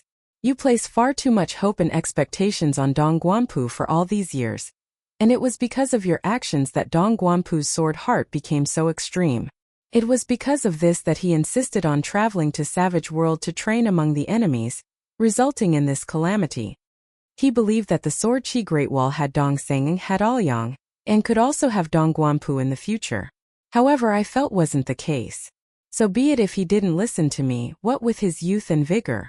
But what about you? Did you not understand the risks and dangers? Descendants of my Dong clan should naturally have great ambitions. Why would I persuade him otherwise? Dong Sanging replied with a cold expression. I earnestly hope that all of the descendants of the Dong clan can become more powerful than me. After saying this, Dong Sanging sneered and continued. After all, our Dong clan isn't the same as the Chung clan, Qi clan or the Nailing clan. We're not so crafty and scheming. The domineering old man implicated almost half of the Sword Chi Great Wall with his accusatory remark. The handsome man humped coldly and didn't say anything else. Chun Ping'an discovered that Senior Qi also had the right to speak. At this moment, he slowly opened his mouth and said, Things have already come to this, so what else can we do? The enemy is before us, so are we still going to engage in infighting? A skinny old man dressed in a chongshan and carrying a sword nodded lightly and concurred. No matter what, the most important thing right now is to deal with the assaults launched by the demon tribe. We can't sabotage ourselves and make it easier for those vile beasts in the south. However, the old sword immortal paid no heed to the support of the two other people, nor did he show any signs of wanting to abate. He glared at Dong Sanging and chuckled. If repenting and making up for one's crimes is sufficient, then can I kill you today and ask the hidden official to tear a few pages from the Book of Merits? Will that be enough to absolve me? Dong Sanging was rendered speechless. The atmosphere was awkward and heavy. Chun Ping'an stood behind the old sword immortal and observed the situation. After the powerful sword cultivators arrived, he felt like the sword chi suffusing the Great Wall was starting to develop some weight. He was barely able to breathe under its weight. Dong Seng suddenly looked around and roared in anger. Are you here to enjoy a fucking show? Are you here to enjoy the fucking atmosphere? Piss off, will you? The dozen or so pillar cultivators of the Sword Chi Great Wall knew that Dong Seng was finding an excuse for himself to retreat. There wouldn't be a fight today, so they all dispersed and returned to the city in the north. After everyone left, Chun Ping'an finally saw that Ning Yao had also been standing among the others just then. She slowly approached the Great Wall. Dong Seng glanced at the young girl and huffed. Little Ning, don't learn from your trash parents. I'm still quite fond of you. Ning Yao offered no response, with her face expressionless. Dong Seng paid no heed to this as he turned around and strode back to the city on the wind.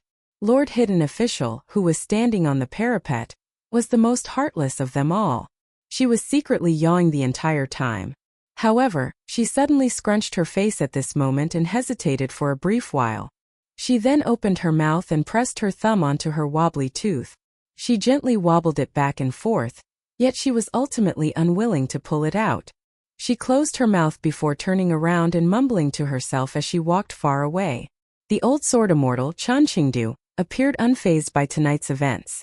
It was as if he were already accustomed to it.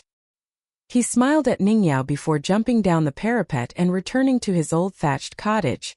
Chun Ping'an leaped onto the parapet again and stood beside Ning Yao. Ning Yao's emotions didn't fluctuate too much as she explained. The Sword Chi Great Wall has always been. Fortunately, the rule left behind by our ancestors hasn't changed much. Chun Ping'an looked at Ning Yao in curiosity. Sword tips toward the south, Ning Yao said slowly. These were 5 simple words, yet they started to flicker and churn in the mind of the young boy, who had just started to practice the sword. Chun Ping'an couldn't help but turn around and gaze toward the south. Ning Yao grabbed Chun Ping'an's sword nurturing gourd and started to drink. Chun Ping'an looked away and asked in a soft voice, Was this Dong Guanpu the same type of person that you mentioned before? He was once a hero on the battlefield, yet he was relatively unreasonable in the city. Ning Yao shook her head and replied, quite the opposite. Grandpa Little Dong was always a fairly good person. He lived in relative seclusion in the city to the north of the Sword Chi Great Wall, and he wasn't especially fond of interacting with others. I sometimes did come across him when I was little, and he was always very polite. Even though he wasn't very good with words, he would always smile at me just like the elders in my clan. Ning Yao sat down cross-legged and continued in a resigned voice. No one knows why he suddenly betrayed us for the demon tribe. Perhaps something went very wrong during his perilous journey to train in that world in the past. In fact, many sword cultivators leave the Sword Chi Great Wall and enter Savage World by themselves to temper their sword Dao. This is made possible by the fact that many demons at the middle 5 tiers like to adopt the appearances of humans. They take great pride in this. Thus, they'll appear no different from us during normal times. Only during critical moments in battle will they reveal their true forms and use their innately powerful physiques to defend against our deadly flying swords. Because of this, it's actually quite difficult for sword cultivators to be exposed as long as they conceal themselves carefully. Humans were paramount among all living beings because of their unique acupoints. A human's acupoints were the most mystical small worlds and blessed lands in the world. This was the main reason demons cultivated so hard to refine a human form. After they succeeded, their cultivation would become much more efficient. This was exactly the case for the little boy in azure and the little girl in pink in Downtrodden Mountain. Of course, there are also some exceptions, Ning Yao continued. Certain cultivators in the Sword Chi Great Wall will be secretly observed and remembered by the top-notch great demons very early on. Afterward, they'll be recorded in a book using some secret technique. For these cultivators, it will be very difficult to enter and train in Savage World. However, I've heard that the book can only hold a limited number of names. As such, there won't be too many sword cultivators recorded in it. Most of the time, a new name will only be added when a relevant sword cultivator from my hometown is killed in battle. Theoretically speaking, Grandpa Little Dong was only an ordinary sword cultivator at the nascent tier when he left the Sword Chi Great Wall to train in Savage World. His name shouldn't have been in the book. Also, the Dong clan has an immense foundation and a number of secret techniques that can conceal one's aura, so it should have been very difficult for the demons to detect him. Ning Yao withheld one piece of information. She didn't mention the fact that she was also one of the sword cultivators recorded in that strange book. Moreover, she was the youngest sword cultivator in the history of the Sword Chi Great Wall to make it onto that book. She had already made it onto that book before turning 10. Casting one's gaze across history, those prodigies who had enjoyed such treatment had all been killed on the battlefield to the south of the Sword Chi Great Wall before turning 30. There wasn't a single exception. The demon tribe never held back when dealing with these prodigies, no matter the cost. Oftentimes, the survival or death of such a prodigy would lead to the death of one, or even more great demons or sword immortals. This was because the demon tribe felt like having one Chun Qingdu on the Great Wall was more than enough. If a Ning Qingdu or Yao Qingdu appeared on the Great Wall, then the consequences would be much more severe than just the death of 1 or 2 great demons at the upper 5 tiers. Meanwhile, the Sword Chi Great Wall's frustration was the fact that these prodigies had to enter the battlefield to temper themselves from very early on. If they didn't experience life or death battles and use these opportunities to rapidly improve their cultivation, and if they simply stayed put in the Sword Chi Great Wall, then they would have zero chance of developing into the next Chun Qingdu, Aoyang or Dong Sangeng. This would be the case even if they enjoyed thorough guidance from several sword immortals. If I stay here, will I cause you to lose concentration and end up detrimentally affecting your cultivation? Chen Ping'an suddenly asked. Ning Yao nodded and replied. She didn't deny this, and she answered without any hesitation. However, I'll be very happy with you around, she added in a forthright manner. When I cultivate near the dragon-slaying platform at home, I often can't help myself but think of you. My mind will drift off for a while, and I'll immediately come here to look for you afterward. When I return, I'll hurriedly deal with some clan matters and the day will be over before I know it. I'll go to sleep and wait to see you again the next day. Qi Jingchun had once told Zhao Yao, his student in the private school, not to fall for Ningyao even though he had felt love at first sight. This was because she was a scabbardless sword whose radiance and intensity were completely unrestrained. As such, it was very easy for her to harm others and even harm herself. Ningyao's view of the world was always clearly distinguished between good and bad, black and white. Her view could almost be regarded as cold and heartless. However, there was now someone called Qian Ping'an in her life. After understanding the situation, Qian Ping'an's voice was resolute as he said, "I'll leave this place in 3 days at most. Afterward, I'll travel to complete Reed Continent, which is the most similar to the Sword Qi Great Wall. I'll practice my fist techniques and I'll also practice the sword. I'll strive to advance to the 7th tier of martial arts as quickly as I can. That way, I'll have the right to participate in the battle here. When that time comes, I'll return here to look for you." Ningyao didn't say anything. She knew that this was for the best. However, she was still unwilling to nod her head and say yes. On the contrary, she wanted to grumble and complain about how the young boy beside her could make his mind up so quickly and resolutely. Qian Ping'an wanted to drink some wine, yet his sword nurturing gourd was still in Ningyao's hand. She was holding it tightly, and she had seemingly moved it to her other hand on purpose as well. It was even further away from Qian Ping'an now. Historically speaking, the demon tribe's assault against the Sword Qi Great Wall always lasts for 20 or 30 years. Ningyao suddenly said, "I'll give you 10 years to advance to the 7th tier. Is this enough?" Ningyao scowled and added, "It can only be 10 years. I can't give you any longer." Qian Ping'an shifted his position such that he was facing Ningyao. He smiled and replied, "Okay. However, you definitely have to wait for me as well." Ningyao squirmed a little and also turned around to face Qian Ping'an. She returned the sword nurturing gourd to him before nodding and saying, "Deal." Qian Ping'an accepted the wine gourd and took a swig of wine. "I have many shortcomings," Ningyao said softly. "That doesn't matter. I like you," Qian Ping'an replied with a faint smile. The rims of Ningyao's eyes became slightly red. Qian Ping'an extended a trembling hand and gently placed it on Ningyao's cheek. Ningyao blushed slightly, but she didn't reject Qian Ping'an's advance. She simply closed her eyes, not daring to look at him. Heaven and earth fell silent, and it was as if only the two of them remained in the world. However, it was also at this moment that an untimely cough interrupted their intimacy. Qian Ping'an hurriedly retracted his hand and drank a sip of wine to conceal his embarrassment. Meanwhile, Ningyao turned around with killing intent radiating from her body. The uninvited guest was none other than the old sword immortal, Grandpa Qian. He was standing near the two youths with his hands clasped behind his back, and he said with a wide smile, "I suddenly remembered something, and I was afraid that I would forget it again if I left it until later.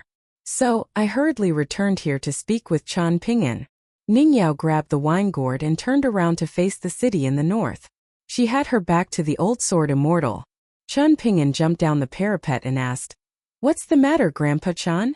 The old sword immortal smiled and replied, "The paintings of the blind old man in the south are good-looking, the chicken soup of the bald old donkey in the west is good-tasting, and the writing of that scholar in Middle-earth Divine Continent is magnificent. I feel like these people are all very interesting. However, the most interesting thing about them is that they're all more immune to death than the other." Ningyao couldn't help but turn around and ask, "Grandpa Qian, according to what you told me before, isn't there also a stinky Taoist priest in the East Sea?" The old sword immortal nodded and replied, "Indeed. And it was after thinking of this person that I wanted to say something to Qian Ping'an." Ningyao was very puzzled. The old sword immortal pointed at Qian Ping'an and continued, "In fact, it doesn't make a big difference whether you repair your bridge of immortality or not, so you might as well find another way instead. With this in mind, you need to seek out this Taoist priest. However, it's very likely that you'll be rejected and turned away. Even so, I feel like you might be an exception seeing that you managed to make it here." Qian Ping'an's heart shuddered and he asked, "Grandpa Qian, how should I find this esteemed individual? Should I travel to the East Sea? If I'm not wrong, Eastern Treasured Vile Continent is also located on the East Sea." The old sword immortal shook his head and said, "You need to travel to Parasol Leaf Continent in the southeast and look for a Taoist temple." Qian Ping'an was stumped. He was slightly hesitant, as this was misaligned with his original intention. However, since the old sword immortal was saying this, he definitely had his deeper considerations. Even with this in mind, Qian Pingyan was still worried about his 10-year promise. He had experienced much difficulty in advancing to the 4th tier, so he didn't dare to be too optimistic when it came to advancing to the 5th tier, 6th tier, and 7th tier. The locust wood that your sword case is made of has a very profound background, the old sword immortal continued. Why don't you lend it to me for 10 years? And I'll lend you a sword in return. We can swap again in 10 years. When you arrive in Parasol Leaf Continent, this sword will assist you by pointing you in the rough direction of your destination, the place where that old Taoist priest in the East Sea is located. If you're fortunate enough and manage to find him, it will still be up to your own fate whether he's willing to help you. Understood, Qian Pingyan said with a nod. He removed his sword case and retrieved the locust wood sword, eliminating fiends from it. Can you leave this wooden sword with me? I can also lend you a sword, Ningyao said. Qian Pingyan scratched his head and replied, this locust wood sword is from Mr. Qi, so I can't gift it to you. But it's okay for you to look after it for me. Also, you don't need to lend me a sword. The Sword Qi Great Wall is always lacking swords, and I don't have any pressing need for a sword at this moment either. Ningyao beckoned with her hands, and Qian Pingyan lightly tossed the locust wood sword to her. He then handed the locust wood sword case to the old sword immortal. As for the talisman that Qian Pingyan had kept inside the sword case, he had already placed it inside his flying sword, 15th, long before entering Stalactite Mountain. Otherwise, the female bone ghost would have immediately disintegrated into dust upon entering the Sword Qi Great Wall. The locust wood sword case instantly vanished into thin air when the old sword immortal's finger came into contact with it. In the end, the old sword immortal clasped a single hand behind his back, raising his other hand and rapidly drawing 2 fingers across the air. A sheathed sword materialized between the old sword immortal and Qian Pingyan. The old sword immortal gestured with his eyes, telling Qian Pingyan to catch the sword. Qian Pingyan reached out with both hands. The sword fell down, and Qian Pingyan initially thought that he could easily catch the sword in his hands. However, he immediately stumbled and almost face-planted into the carriageway. The sword's name is Lasting Qi, and the sword along with its scabbard only weighs 3.5 kilograms in total. The sword Qi, however, weighs 40. The person who carries this sword can temper their soul day and night. Qian Pingyan had given his sword case away, so he was temporarily unable to carry the sword on his back. Thus, he could only hold it in his hands as he stood there. The old sword immortal looked Qian Pingyan up and down and said with a nod, "You finally look a bit like a sword cultivator." Ningyao suddenly turned around and looked toward the south. "Now you understand why I disturbed the two of you just then?" The old sword immortal chuckled. There was an intense look in Ningyao's eyes as she immediately jumped on her sword and soared into the sky. The old sword immortal turned to Qian Pingyan and reminded him, "Hurry up and say goodbye to little Ning. I'll send you back to Stalactite Mountain." Qian Pingyan hugged his new sword and looked up at Ningyao. However, he was unable to say anything at this moment. Ningyao also looked down at Qian Pingyan, hurriedly tossing the sword nurturing gourd back to him. The old sword immortal smiled and said, "The feelings between the two of you are no inferior to the sword Qi. Then let's leave it at this. You can save your many words of affection for next time." The old sword immortal snapped his fingers, causing Qian Pingyan, who had just caught his sword nurturing gourd, to fall backward. In the next moment, when Qian Pingyan finally managed to stabilize himself, he discovered that he was no longer standing on the Sword Qi Great Wall. Instead, he was standing on the plaza located at the foot of Lone Peak in Stalactite Mountain. There was only a single sun hanging in the sky, not a peculiar sight of 3 moons like the unique world of the Sword Qi Great Wall. The sword-hugging middle-aged man on the hitching post looked at the dazed young boy who was carrying a sword and holding a wine gourd. It was only a parting. Yet, it made Qian Pingyan forget that he could drink wine to suppress his sorrows. On the southern parapet of the Sword Qi Great Wall, a little girl with twin braids sat on the edge and swung her feet. "I want to become a tree. When I'm happy, I'll blossom with flowers in autumn. When I'm sad, I'll shed leaves in spring," she murmured to herself. The young Taoist priest stood up and stepped out from his straw mat. He then rolled up the Taoist scroll that he was reading and lightly patted his hands, looking at the dejected young boy who had just arrived in front of them. This heavenly lord, who was skillful in battle yet relatively unknown in majestic world, suddenly felt a little happy. He's most likely broken up with that detestable young girl, right? In a rare sight, the young Taoist priest decided to console Qian Pingyan. He tried his best to put on an expression that he felt was kindly and sincere, and he smiled with squinted eyes and said, "The temper of that stinky young girl is far too bad. She's also far too aloof. Only her appearance is slightly better, her background is slightly better, her aptitude is slightly better, and her future potential is slightly better. Why fall for someone like her? So don't take things to heart now that you've broken up with her. After all, just look at Stalactite Mountain over here. You can randomly walk along the streets and find yourself a bunch of warm and gentle girls with ease. Take a look at their slender waists that look just like strips of pickled cabbage. This isn't a rare sight at all. Which girl do you like? I'll help you." There was a reluctant smile on Qian Pingyan's face. However, he didn't say anything, as it was best not to provoke a supremely powerful person young Taoist priest. Qian Pingyan simply farewelled the smiling young Taoist priest in a respectful manner. As for the sword-hugging middle-aged man, he was dozing off as he always did in the mornings.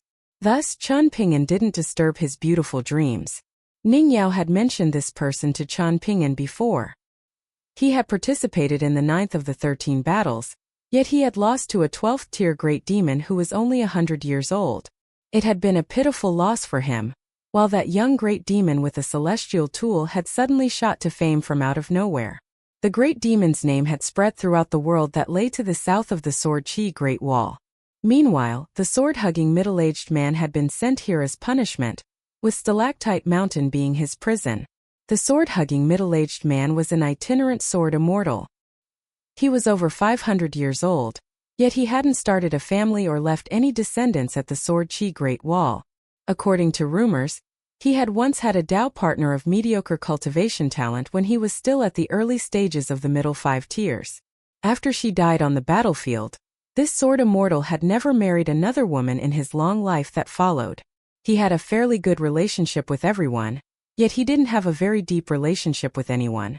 When it came to cultivators, especially qi refiners at the upper 5 tiers, having offspring was a grand and mystical matter. This was especially the case for females who wanted to achieve immortality and attain the Tao. They needed to cease having periods from a young age, so it was naturally very difficult for them to give birth. Moreover, with the exception of militarians, qi refiners were largely unwilling to involve themselves with mortal karma. Unless a couple was extremely confident that they could give birth to a child with extremely good cultivation talent, they would often delay this matter indefinitely until a suitable fated opportunity arrived.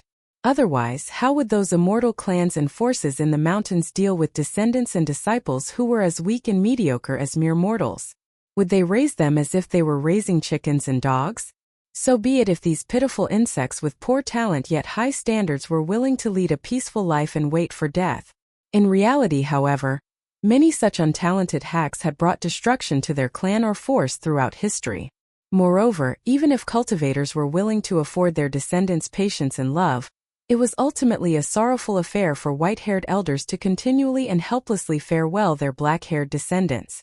Passing down wealth and continuing a clan's lineage was a matter for one's clan. However, attaining Tao and achieving longevity was a matter for oneself. Even though Jewel's small world that had hung above Eastern treasured vile continent's greatly empire was the smallest of the 36 small worlds, measuring only 500 kilometers in radius, it was still able to attract everyone's gaze because of the unfathomable talents that it produced. Even the offspring of ordinary mortals could possess talent similar to the offspring of Earth immortals who had planned long and hard for childbirth. For example, cultivation prodigies who had walked out of Jewel's small world included complete reed continents Xieshe, Southern World continents Chaoxi, the twin jade pendants of the Greatly Empire who had helped the Imperial Song clan extend the fortune of their empire, and so on. Qian Pingyan returned to Stork Inn and found out that Osmanthus Island had already set off on its return trip to Old Dragon City. Qian Pingyan asked the young and manager which intercontinental ships could take him to the central region of Parasol Leaf Continent, and which ferry stations in Stalactite Mountain he could board these intercontinental ships from. The young and manager's family had lived in Stalactite Mountain for countless generations, so he was naturally well aware of this information. The patch of sea surrounding Parasol Leaf Continent was windy and had tall waves, so it was naturally not suitable for intercontinental ships that traveled on the sea. This was especially the case for the southern region of Parasol Leaf Continent, which was close to inaccessible. As such, almost all of the ferry stations in Parasol Leaf Continent were located in the north. This was partly the reason why Parasol Leaf Sect in the north could suppress Jade Tablet Sect. In the end, the young manager suggested that Chan Ping'an take a treasure-swallowing whale that could travel along the bottom of the sea. He could board this intercontinental ship from Stalactite Mountain's incense-offering dock, and the ship would take him straight to Planchette Writing Sect in the central region of Parasol Leaf Continent. The treasure-swallowing whale was scheduled to leave in 10 days, so Chan Ping'an booked a room in Storken to stay in. The young manager glanced at the disappearing figure of the young boy as he made calculations with his abacus. He couldn't help but feel slightly puzzled. The young boy was still carrying a sword, but where had his sword case gone? Also, wasn't this a different sword from the one he had before? The young manager shook his head and rid himself of these thoughts. This was Stalactite Mountain, so strange matters were the norm rather than the exception. Indeed, it was only a short while ago when a young boy from Middle-earth Divine Continent had caused a huge commotion when facing his opportunity to break through to the next tier of martial arts. The instant that he had strode over to Stalactite Mountain from the Sword Chi Great Wall, he had shockingly triggered a peculiar phenomenon of heaven and earth that caused the mirror-like gate on the plaza to shudder violently. In fact, even the great heavenly lord guarding Lone Peak had been forced to show himself. According to rumors, the great heavenly lord had personally unleashed his powers to suppress the astounding commotion taking place at the gate. There was also a group of female immortals from Sweet Rain Sect in the sea who had brought countless flood dragon corpses to Stalactite Mountain and made a huge sum of money. The Flood Dragon True Lord had spent the most money, and he had purchased a large amount of golden and silver-colored Flood Dragon whiskers. In fact, he had spent so much that he had accumulated a debt with the sellers. However, no one thought that the True Lord was an idiot for incurring that debt. After all, his fly whisk, already outstanding among pseudo-celestial tools, was likely approaching the level of genuine celestial tools now. Meanwhile, a young man who was with the female cultivators from Sweet Rain Sect instantly became hot property that everyone wanted a piece of.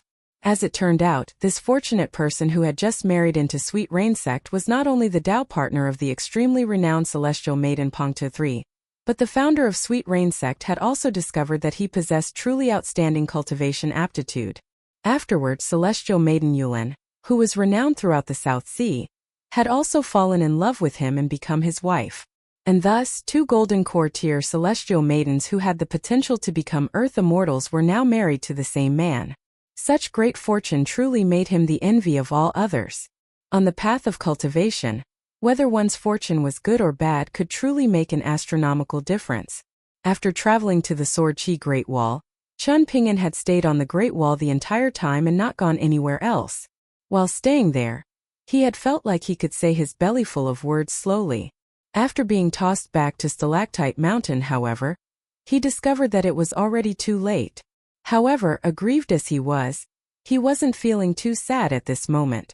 Rather, he was feeling quite anxious. Chan Ping'an held his key and walked to his room. In fact, there was nothing for him to leave here. He only had a sword on his back and a sword nurturing gourd by his waist. He didn't have anything else apart from these. Heeding the young manager's suggestion from before, Chan Ping'an quickly left his room and headed to the shops nearby to purchase some necessities. He bought the Mountain and Sea Chronicle, a book that described the cultures and lands in Majestic World. Of course, this was the type of book for immortals, or else he would simply be wasting his money. A single page in this book could hold a dozen or so pictures in 3,000 to 4,000 words. These pictures and words were like flowing water and drifting clouds that slowly moved around the pages. He also bought a book that introduced the official dialect of Parasol Leaf Continent, as well as one for the dialect of Middle-earth Divine Continent. Chan Ping'an definitely didn't want to arrive in Parasol Leaf Continent and be unable to communicate with the people there from the beginning to the end. Even though the situation of Parasol Leaf Continent was definitely similar to that of Eastern Treasured Vial Continent, with many dialects existing in the various empires and vassal states, learning the official dialect used by imperial courts and immortals in the mountains was most certainly a necessity. It was almost impossible to find underpriced goods in Stalactite Mountain, especially if they were immortal treasures or spirit tools. The chi refiners here all possessed high cultivation bases and good appraisal skills. Moreover, the prices of goods and treasures here were often far higher than those of other states in Majestic World. However, there was one very good thing in Stalactite Mountain, and that was the lack of fake goods. Businesses that had the ability to open shop here were almost all reputable ones that had existed for hundreds upon thousands of years. There were no fly-by-night businesses, and everyone greatly cherished their hard-earned brand reputation. A single grain rain coin was worth an exorbitant amount of money, as long as one didn't compare it to gold essence copper coins that were unique to Jewel's small world. This was the case even in Stalactite Mountain, where there was a large number of immortals. Since Chen Ping'an had money, and given that he wasn't planning to invest it in anything else, he naturally couldn't leave it in his pockets to rot away. As such, Chen Ping'an planned to buy a useful spirit tool for Lin Shui and Xie Xie. It was okay even if these spirit tools were a bit more expensive. As for little Baoping, Li Huai, and Yu Lu, they didn't need such spirit tools. The former two were yet to become cultivators and were still very young. Meanwhile, Yu Lu was also a pure martial artist like himself. In terms of selling things, he definitely wouldn't engage in such an activity. After all, Chen Ping'an wasn't lacking money right now. After buying the books near Storkin, Chen Ping'an headed to Ganoderma, in which he had briefly visited with Jin Su before. However, they had only taken a quick glance at things, and Chen Ping'an hadn't been able to look at the goods and treasures carefully. Indeed, he had simply treated that visit as an opportunity to appreciate immortal treasures. This time, however, Chen Ping'an came here with a clear goal. His search was very targeted, and he completely ignored the immortal treasures that were eye-wateringly expensive and had prerequisites for chi refiners to use. He didn't so much as glance at these treasures. Chen Ping'an hoped to find a Taoist scripture or spirit tool suitable for practicing lightning element techniques. Otherwise, he wanted to find something like the dew bowl that Zhang Shanfeng had obtained before, one which was capable of accumulating spiritual energy from heaven and earth for its owner. Even with such specific goals, there were still enough treasures to make Chen Ping'an's eyes go blurry. He carefully walked back and forth around Ganoderma Inn for almost half a day, building an increasingly clear plan in his mind. After picking a dozen or so items in his mind, he would return to Storkin to mull over them at night, weighing up the pros and cons of each treasure. That way, he could most likely make some informed purchases the next day. There was a lightning element Taoist scripture that was labeled as an only copy, 2 kinds of high-grade alchemical pills used for cleansing marrow and tempering bones, one from Circling Ascension Continent's Black and White sect and one from Southern World Continent's Censer Mountain, both renowned forces from the Taoist sect's alchemy branch, and finally 7 or 8 different spirit tools. While walking around Ganoderma Inn, Chen Ping'an inadvertently glanced at 3 Militarian armor pellets that were placed in a row inside a wooden case. According to the accompanying description next to the case, these were divine dew-bearing armor similar to the one worn by the Imperial Preceptor of Ancient Elm Nation. However, these 3 armor pellets were much higher grade, and all 3 of them could be worn at the same time. Not only that, but the wearer wouldn't feel any sense of burden. One could imagine just how incredible the defensive ability of these armor pellets was. It was just that the asking price was far too terrifying. A whopping 30,000 snowflake coins. A single snowflake coin was approximately equivalent to 1,000 taels of silver. A single lesser heat coin was equivalent to 100 snowflake coins. A single grain rain coin was equivalent to 10 lesser heat coins. This was the so-called magnitudes of 10 rule for currency used by immortals from the mountains. Chen Ping'an remembered that even the most prized treasure on Ceremony Mountain's Kuan ship hadn't cost this much money. Moreover, this price was taking into account the fact that 2 of the 3 armor pellets were slightly damaged and not properly repaired. Thus, the armor pellets couldn't be regarded as flawless. However, these armor pellets were far from being the most expensive immortal treasures in Ganoderma Inn. There were many immortal treasures that Ganoderma Inn hadn't priced using snowflake coins or lesser heat coins. Instead, their price tags were in grain rain coins. There was a golden yellow feather with flames floating inside a colored glazed display cabinet. There was no accompanying description, and the asking price was 100 grain rain coins.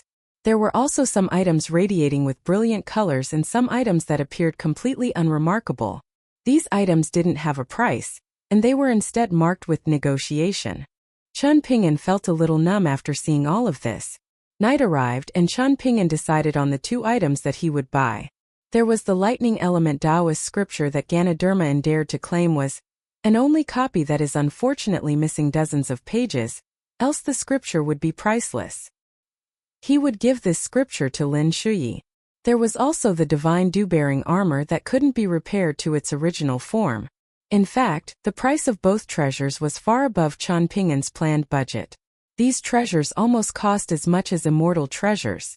However, Chen Ping'an didn't hesitate anymore after making up his mind. Then with a pale face he started to practice walking meditation. He wasn't pale simply because it pained him to spend so much money. Rather, it was because of lasting qi on his back, the sword that the old sword immortal had lent him for 10 years. Right now, wisps of sword qi were radiating from the sword and continually seeping into his soul. If he only carried the sword for a short while, his breathing and meditation definitely wouldn't be affected too much.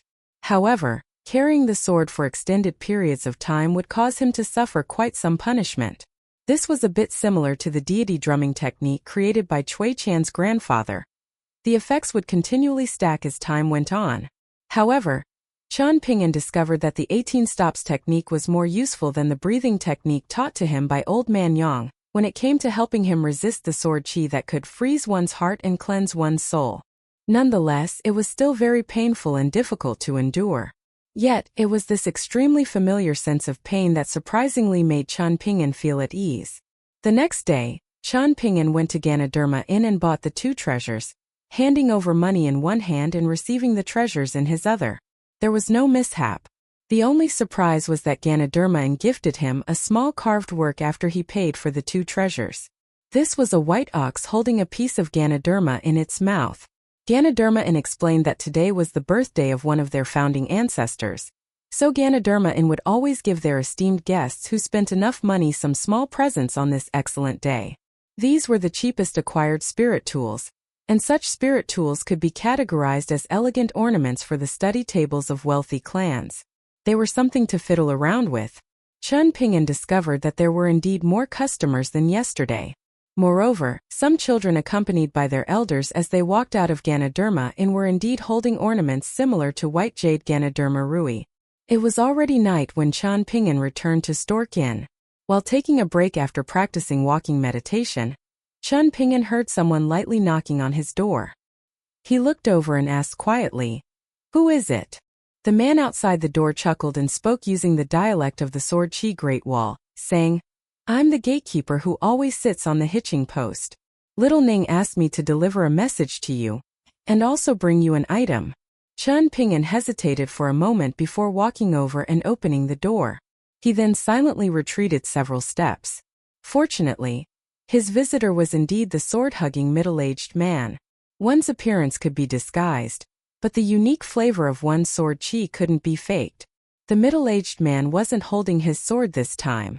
Upon seeing the puzzlement in Chen Ping'an's eyes, he smiled and explained, "Since I'm responsible for guarding the gate, I naturally need to leave something over there, right? So I came here, while my sword remains on top of the hitching post." The middle-aged man was a straightforward person, and he tossed a small package that was slightly larger than a fist to Chen Ping'an, saying, "This is a present from Little Ning. Apart from this, she said that you can wait in Stalactite Mountain for a while longer. Don't you have 2 golden flood dragon whiskers? I can find someone to help you forge them into fairly decent demon-binding chains. If you're unwilling to wait, however, then I can save myself from doing this favor." After saying this, the middle-aged man invited himself to sit down.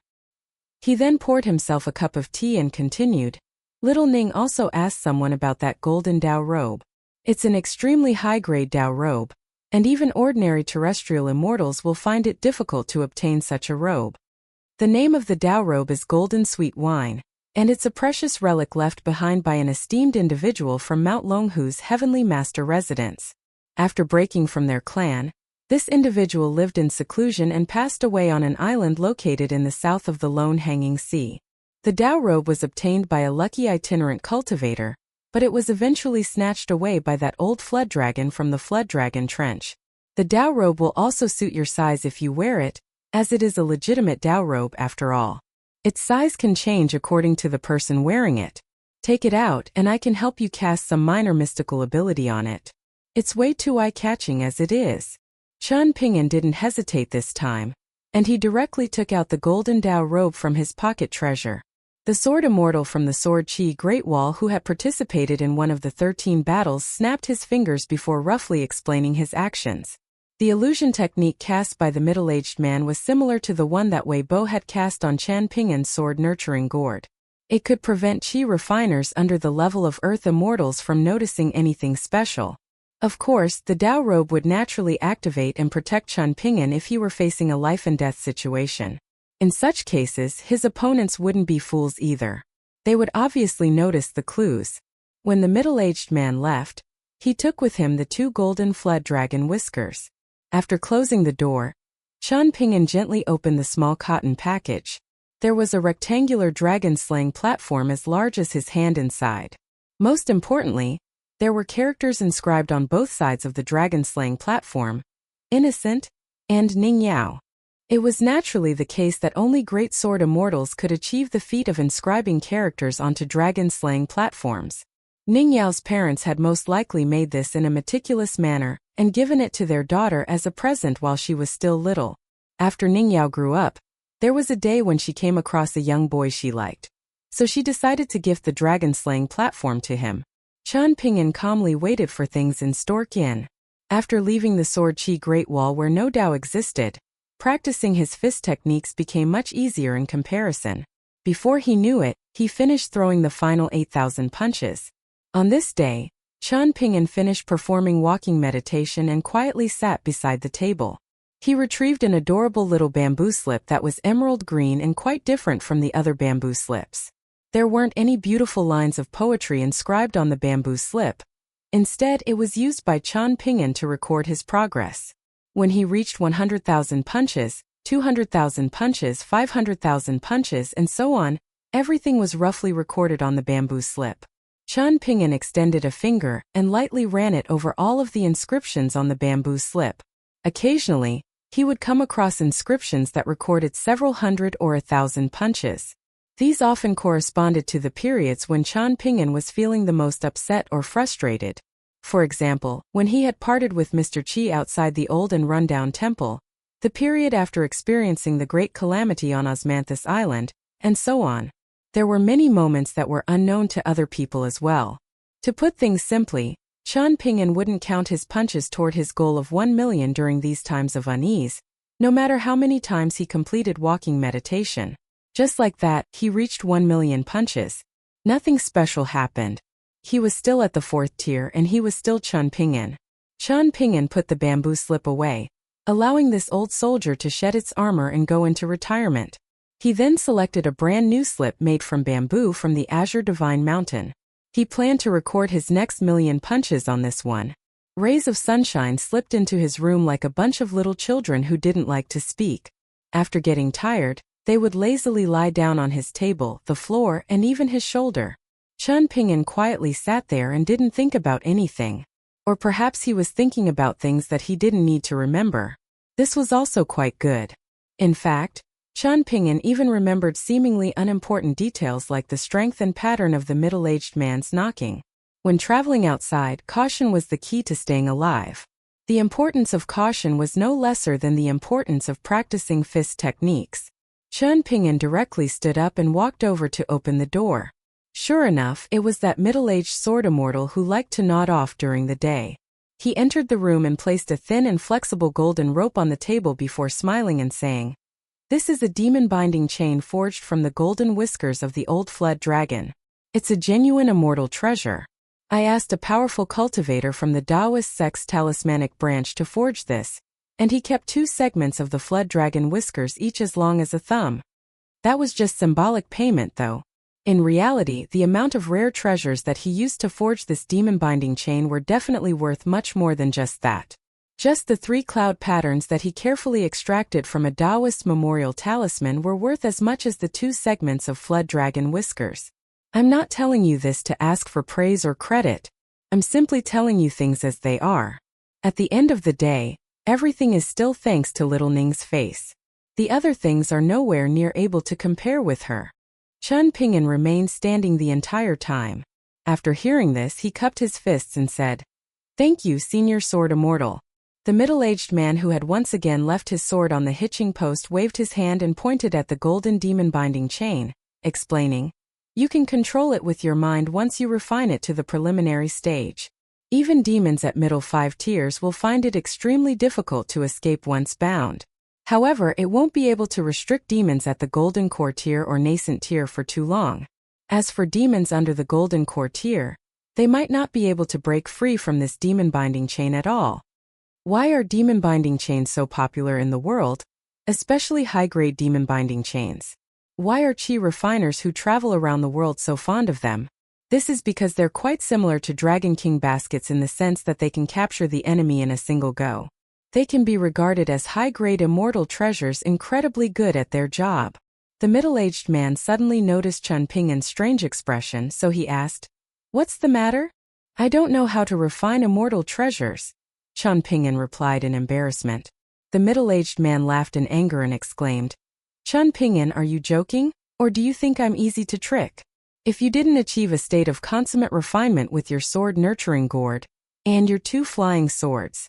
Sure enough, the middle-aged man was a top-notch sword immortal from the Sword Chi Great Wall. His expression turned solemn, and he took another glance at the sword nurturing gourd tied to Chen Ping'an's waist. He nodded and didn't dwell on this matter any longer. He didn't try to dig for Chen Ping'an's secrets either. Instead, he directly said, "Never mind, I'll teach you a common mantra for refining immortal treasures. Rest assured, you don't need to owe me any favor. This is a mantra that everyone in the Sword Chi Great Wall knows. You can treat this as a buy one get one free. The good thing about this mantra is that it's easy to master and use. The bad thing about it is that it will be very easy for Earth Immortals to remove the restrictions you place on the demon-binding chain if they manage to snatch it away. In the blink of an eye, the demon-binding chain will become their immortal treasure instead of yours." The middle-aged man smiled and continued, "With this in mind, if you come across powerful demons in Majestic World in the future, you should run if you can. It's best that you don't take out this treasure and attempt to battle your enemies with it, lest you become a boon for your enemies." "Alright, I can't stay here for too long. I'll use the voice of my mind to teach you the mantra as well as some things to look out for. If one time isn't enough, then I can repeat it 2 more times." Chen Ping'an nodded, and gentle ripples immediately appeared in his mind's lake.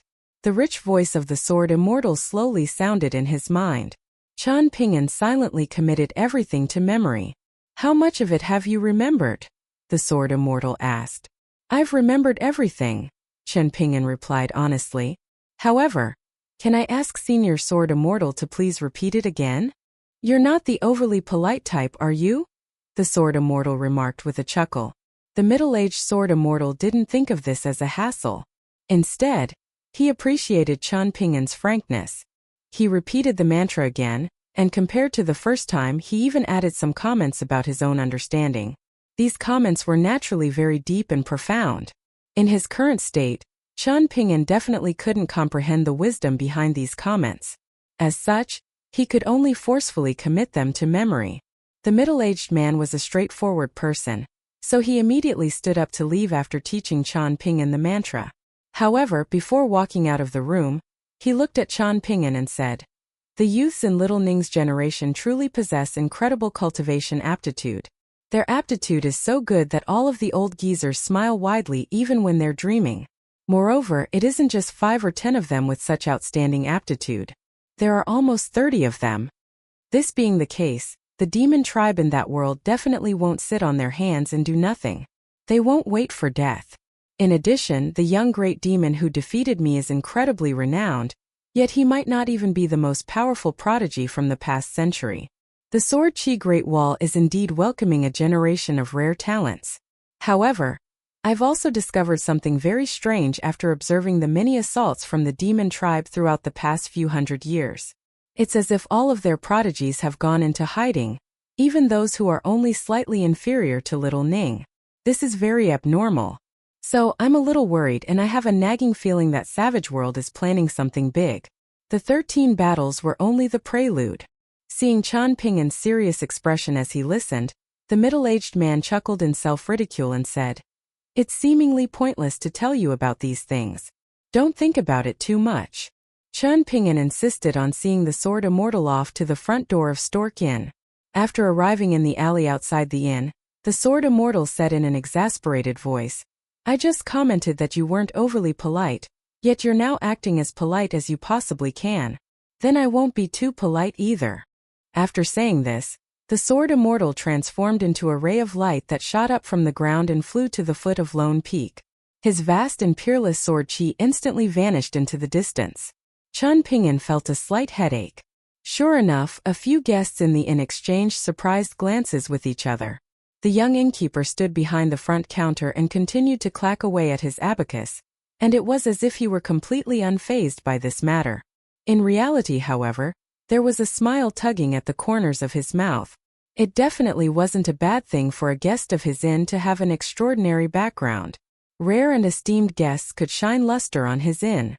When Chan Pingin walked inside the inn again, the immortals from the mountains who no longer seemed so special in Stalactite Mountain, or else they wouldn't be staying in the small and modest Stork Inn, instinctively cleared a path for Chan Pingin even though the lobby was more than spacious enough. Chan Pingin could only pretend that he didn't see anything at all. After arriving in his room, he started to refine the demon binding chain using the mantra that the middle-aged sword immortal had taught him. This was similar to drawing talismans, and he wouldn't be able to control this high-grade immortal treasure for too long at a time. Everything was dependent on the single breath of true chi of pure martial artists. The longer his true chi lasted, the more power he could wield. Compared to drawing talismans, however, the method of controlling the demon binding chain was more troublesome for Chan Pingin, as his bridge of immortality had been shattered. Fortunately, he was able to replenish his chi in a quicker and more hidden manner after advancing to the 4th tier. Indeed, it was much quicker than it had been at the 3rd tier. Thus, he could use the demon binding chain against demons at the first 3 of the middle 5 tiers: the Abode tier, the Sea Observation tier, and the Dragon Gate tier. He could use it as a trump card. After trapping his opponent, he could unleash his most powerful fist techniques in the shortest amount of time. Of course, the demon binding chain was effective against all chi refiners, not just demons. It was just more effective against the latter. If he could combine this demon binding chain with a few talismans that adapted to the terrain and his opponent, and if he could align these with his deadly fist techniques, then Chan Pingin felt like he would be much more confident. Chan Pingin spent an entire 6 hours to slowly refine the demon binding chain bit by bit.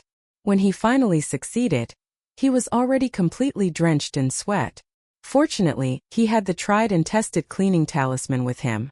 Afterward, Chan Pingin removed his sword nurturing gourd and placed it on the table. He stared at it and started to zone out. Regarding the 13 battles, Ningyao hadn't kept anything a secret. She had been willing to carefully explain everything in a calm and nonchalant manner.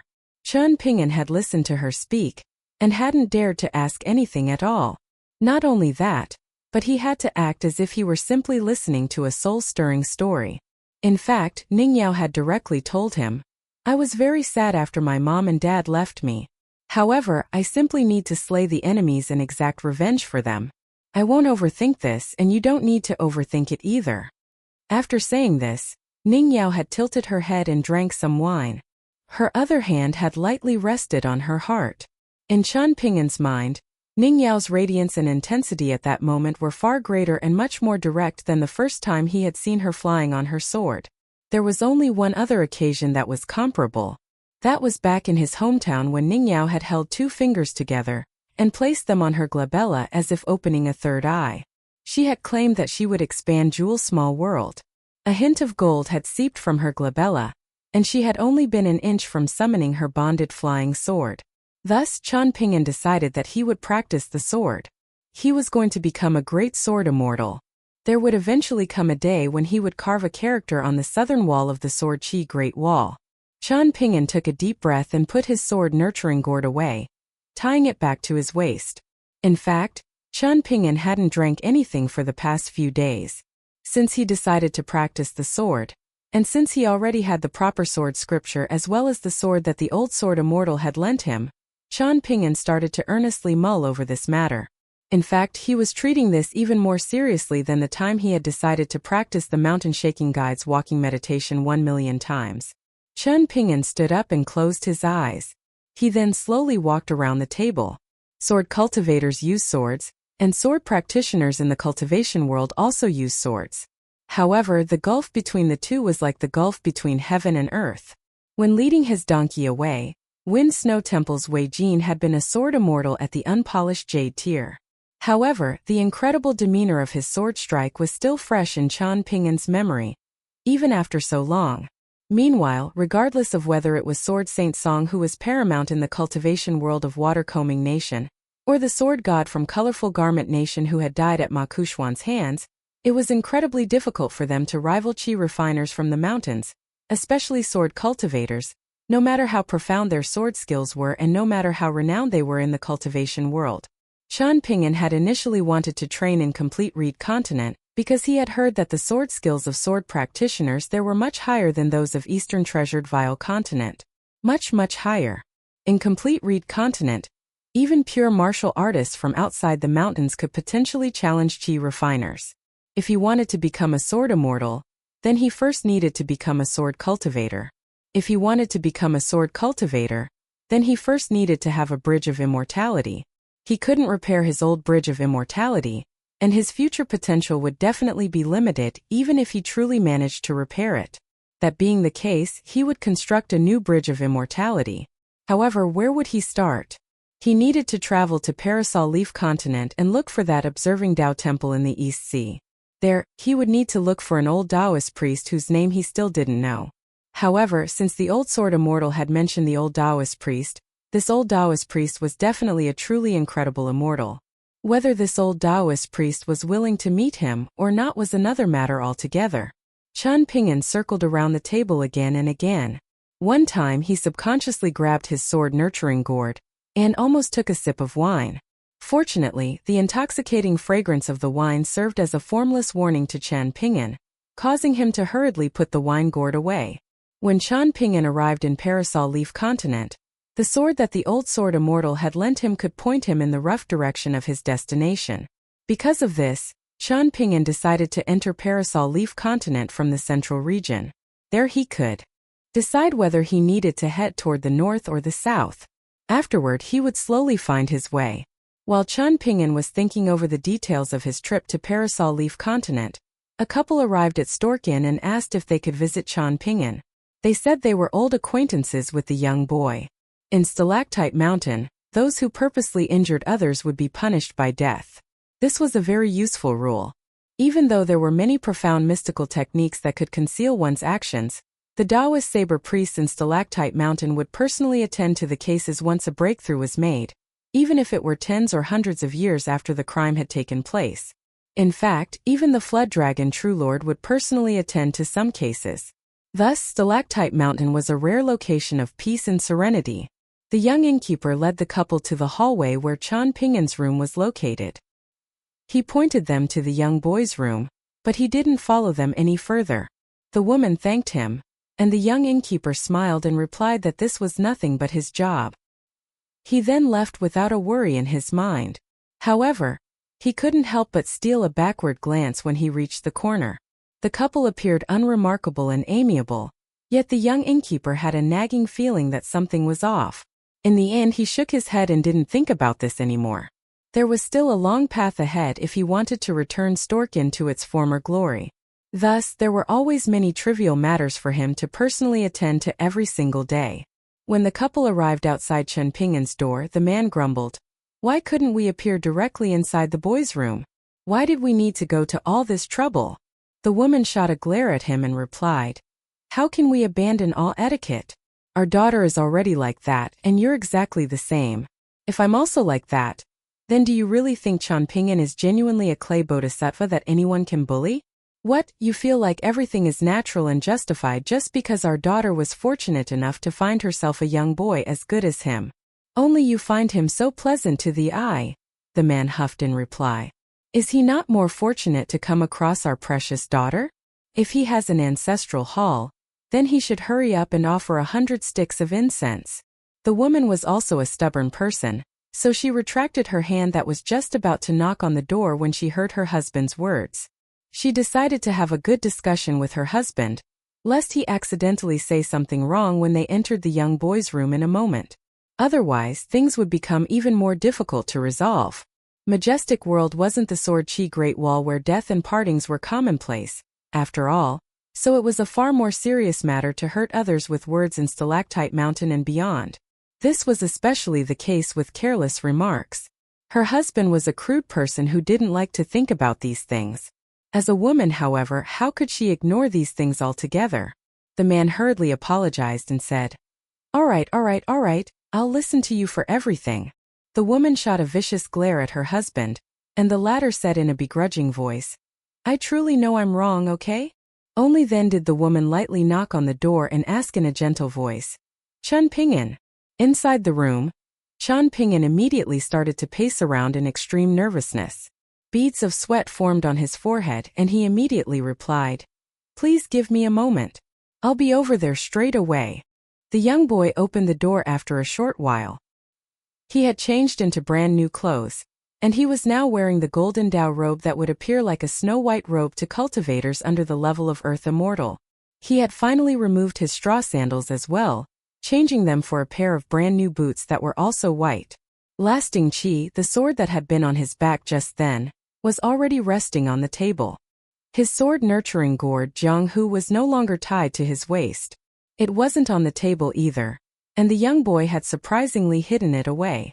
The woman and the man exchanged a smile. By the looks of it, the young boy had guessed their true identity. After the couple entered the room, Chun Ping'an gently closed the door and asked, "Do you want some tea?" The woman sat down and shook her head with a smile. She then pointed at a chair and said, "Chun Ping'an, why don't you take a seat as well? When we were in the Sword Reverence Pagoda before, we had no option but to conceal our true appearance. After all, Stalactite Mountain isn't the Sword Chi Great Wall. This place has its own rules, so I hope you can understand." Chun Ping'an sat upright on the seat opposite the couple, with his fists tightly clenched and placed on his knees. He nodded in earnest. The man shot a sideways glance at the extremely reserved young boy, and he became angrier and angrier the more that he looked. This young boy was so timid and rigid, so how could he possibly be worthy of his darling daughter? However, the man's foot was immediately attacked by a vicious stomp from his wife. In the end, he could only look down and hand everything to his wife. After the woman removed her illusion technique, the man also did the same. The couple finally revealed their true appearance. The woman was breathtakingly beautiful, and the man was incredibly handsome. Perhaps this was the true embodiment of an immortal couple. Perhaps this was the reason why their daughter was so stunningly beautiful. The woman seemingly went an extra step to introduce herself, saying, "You should already know that I'm Ning Yao's mother and he's Ning Yao's father.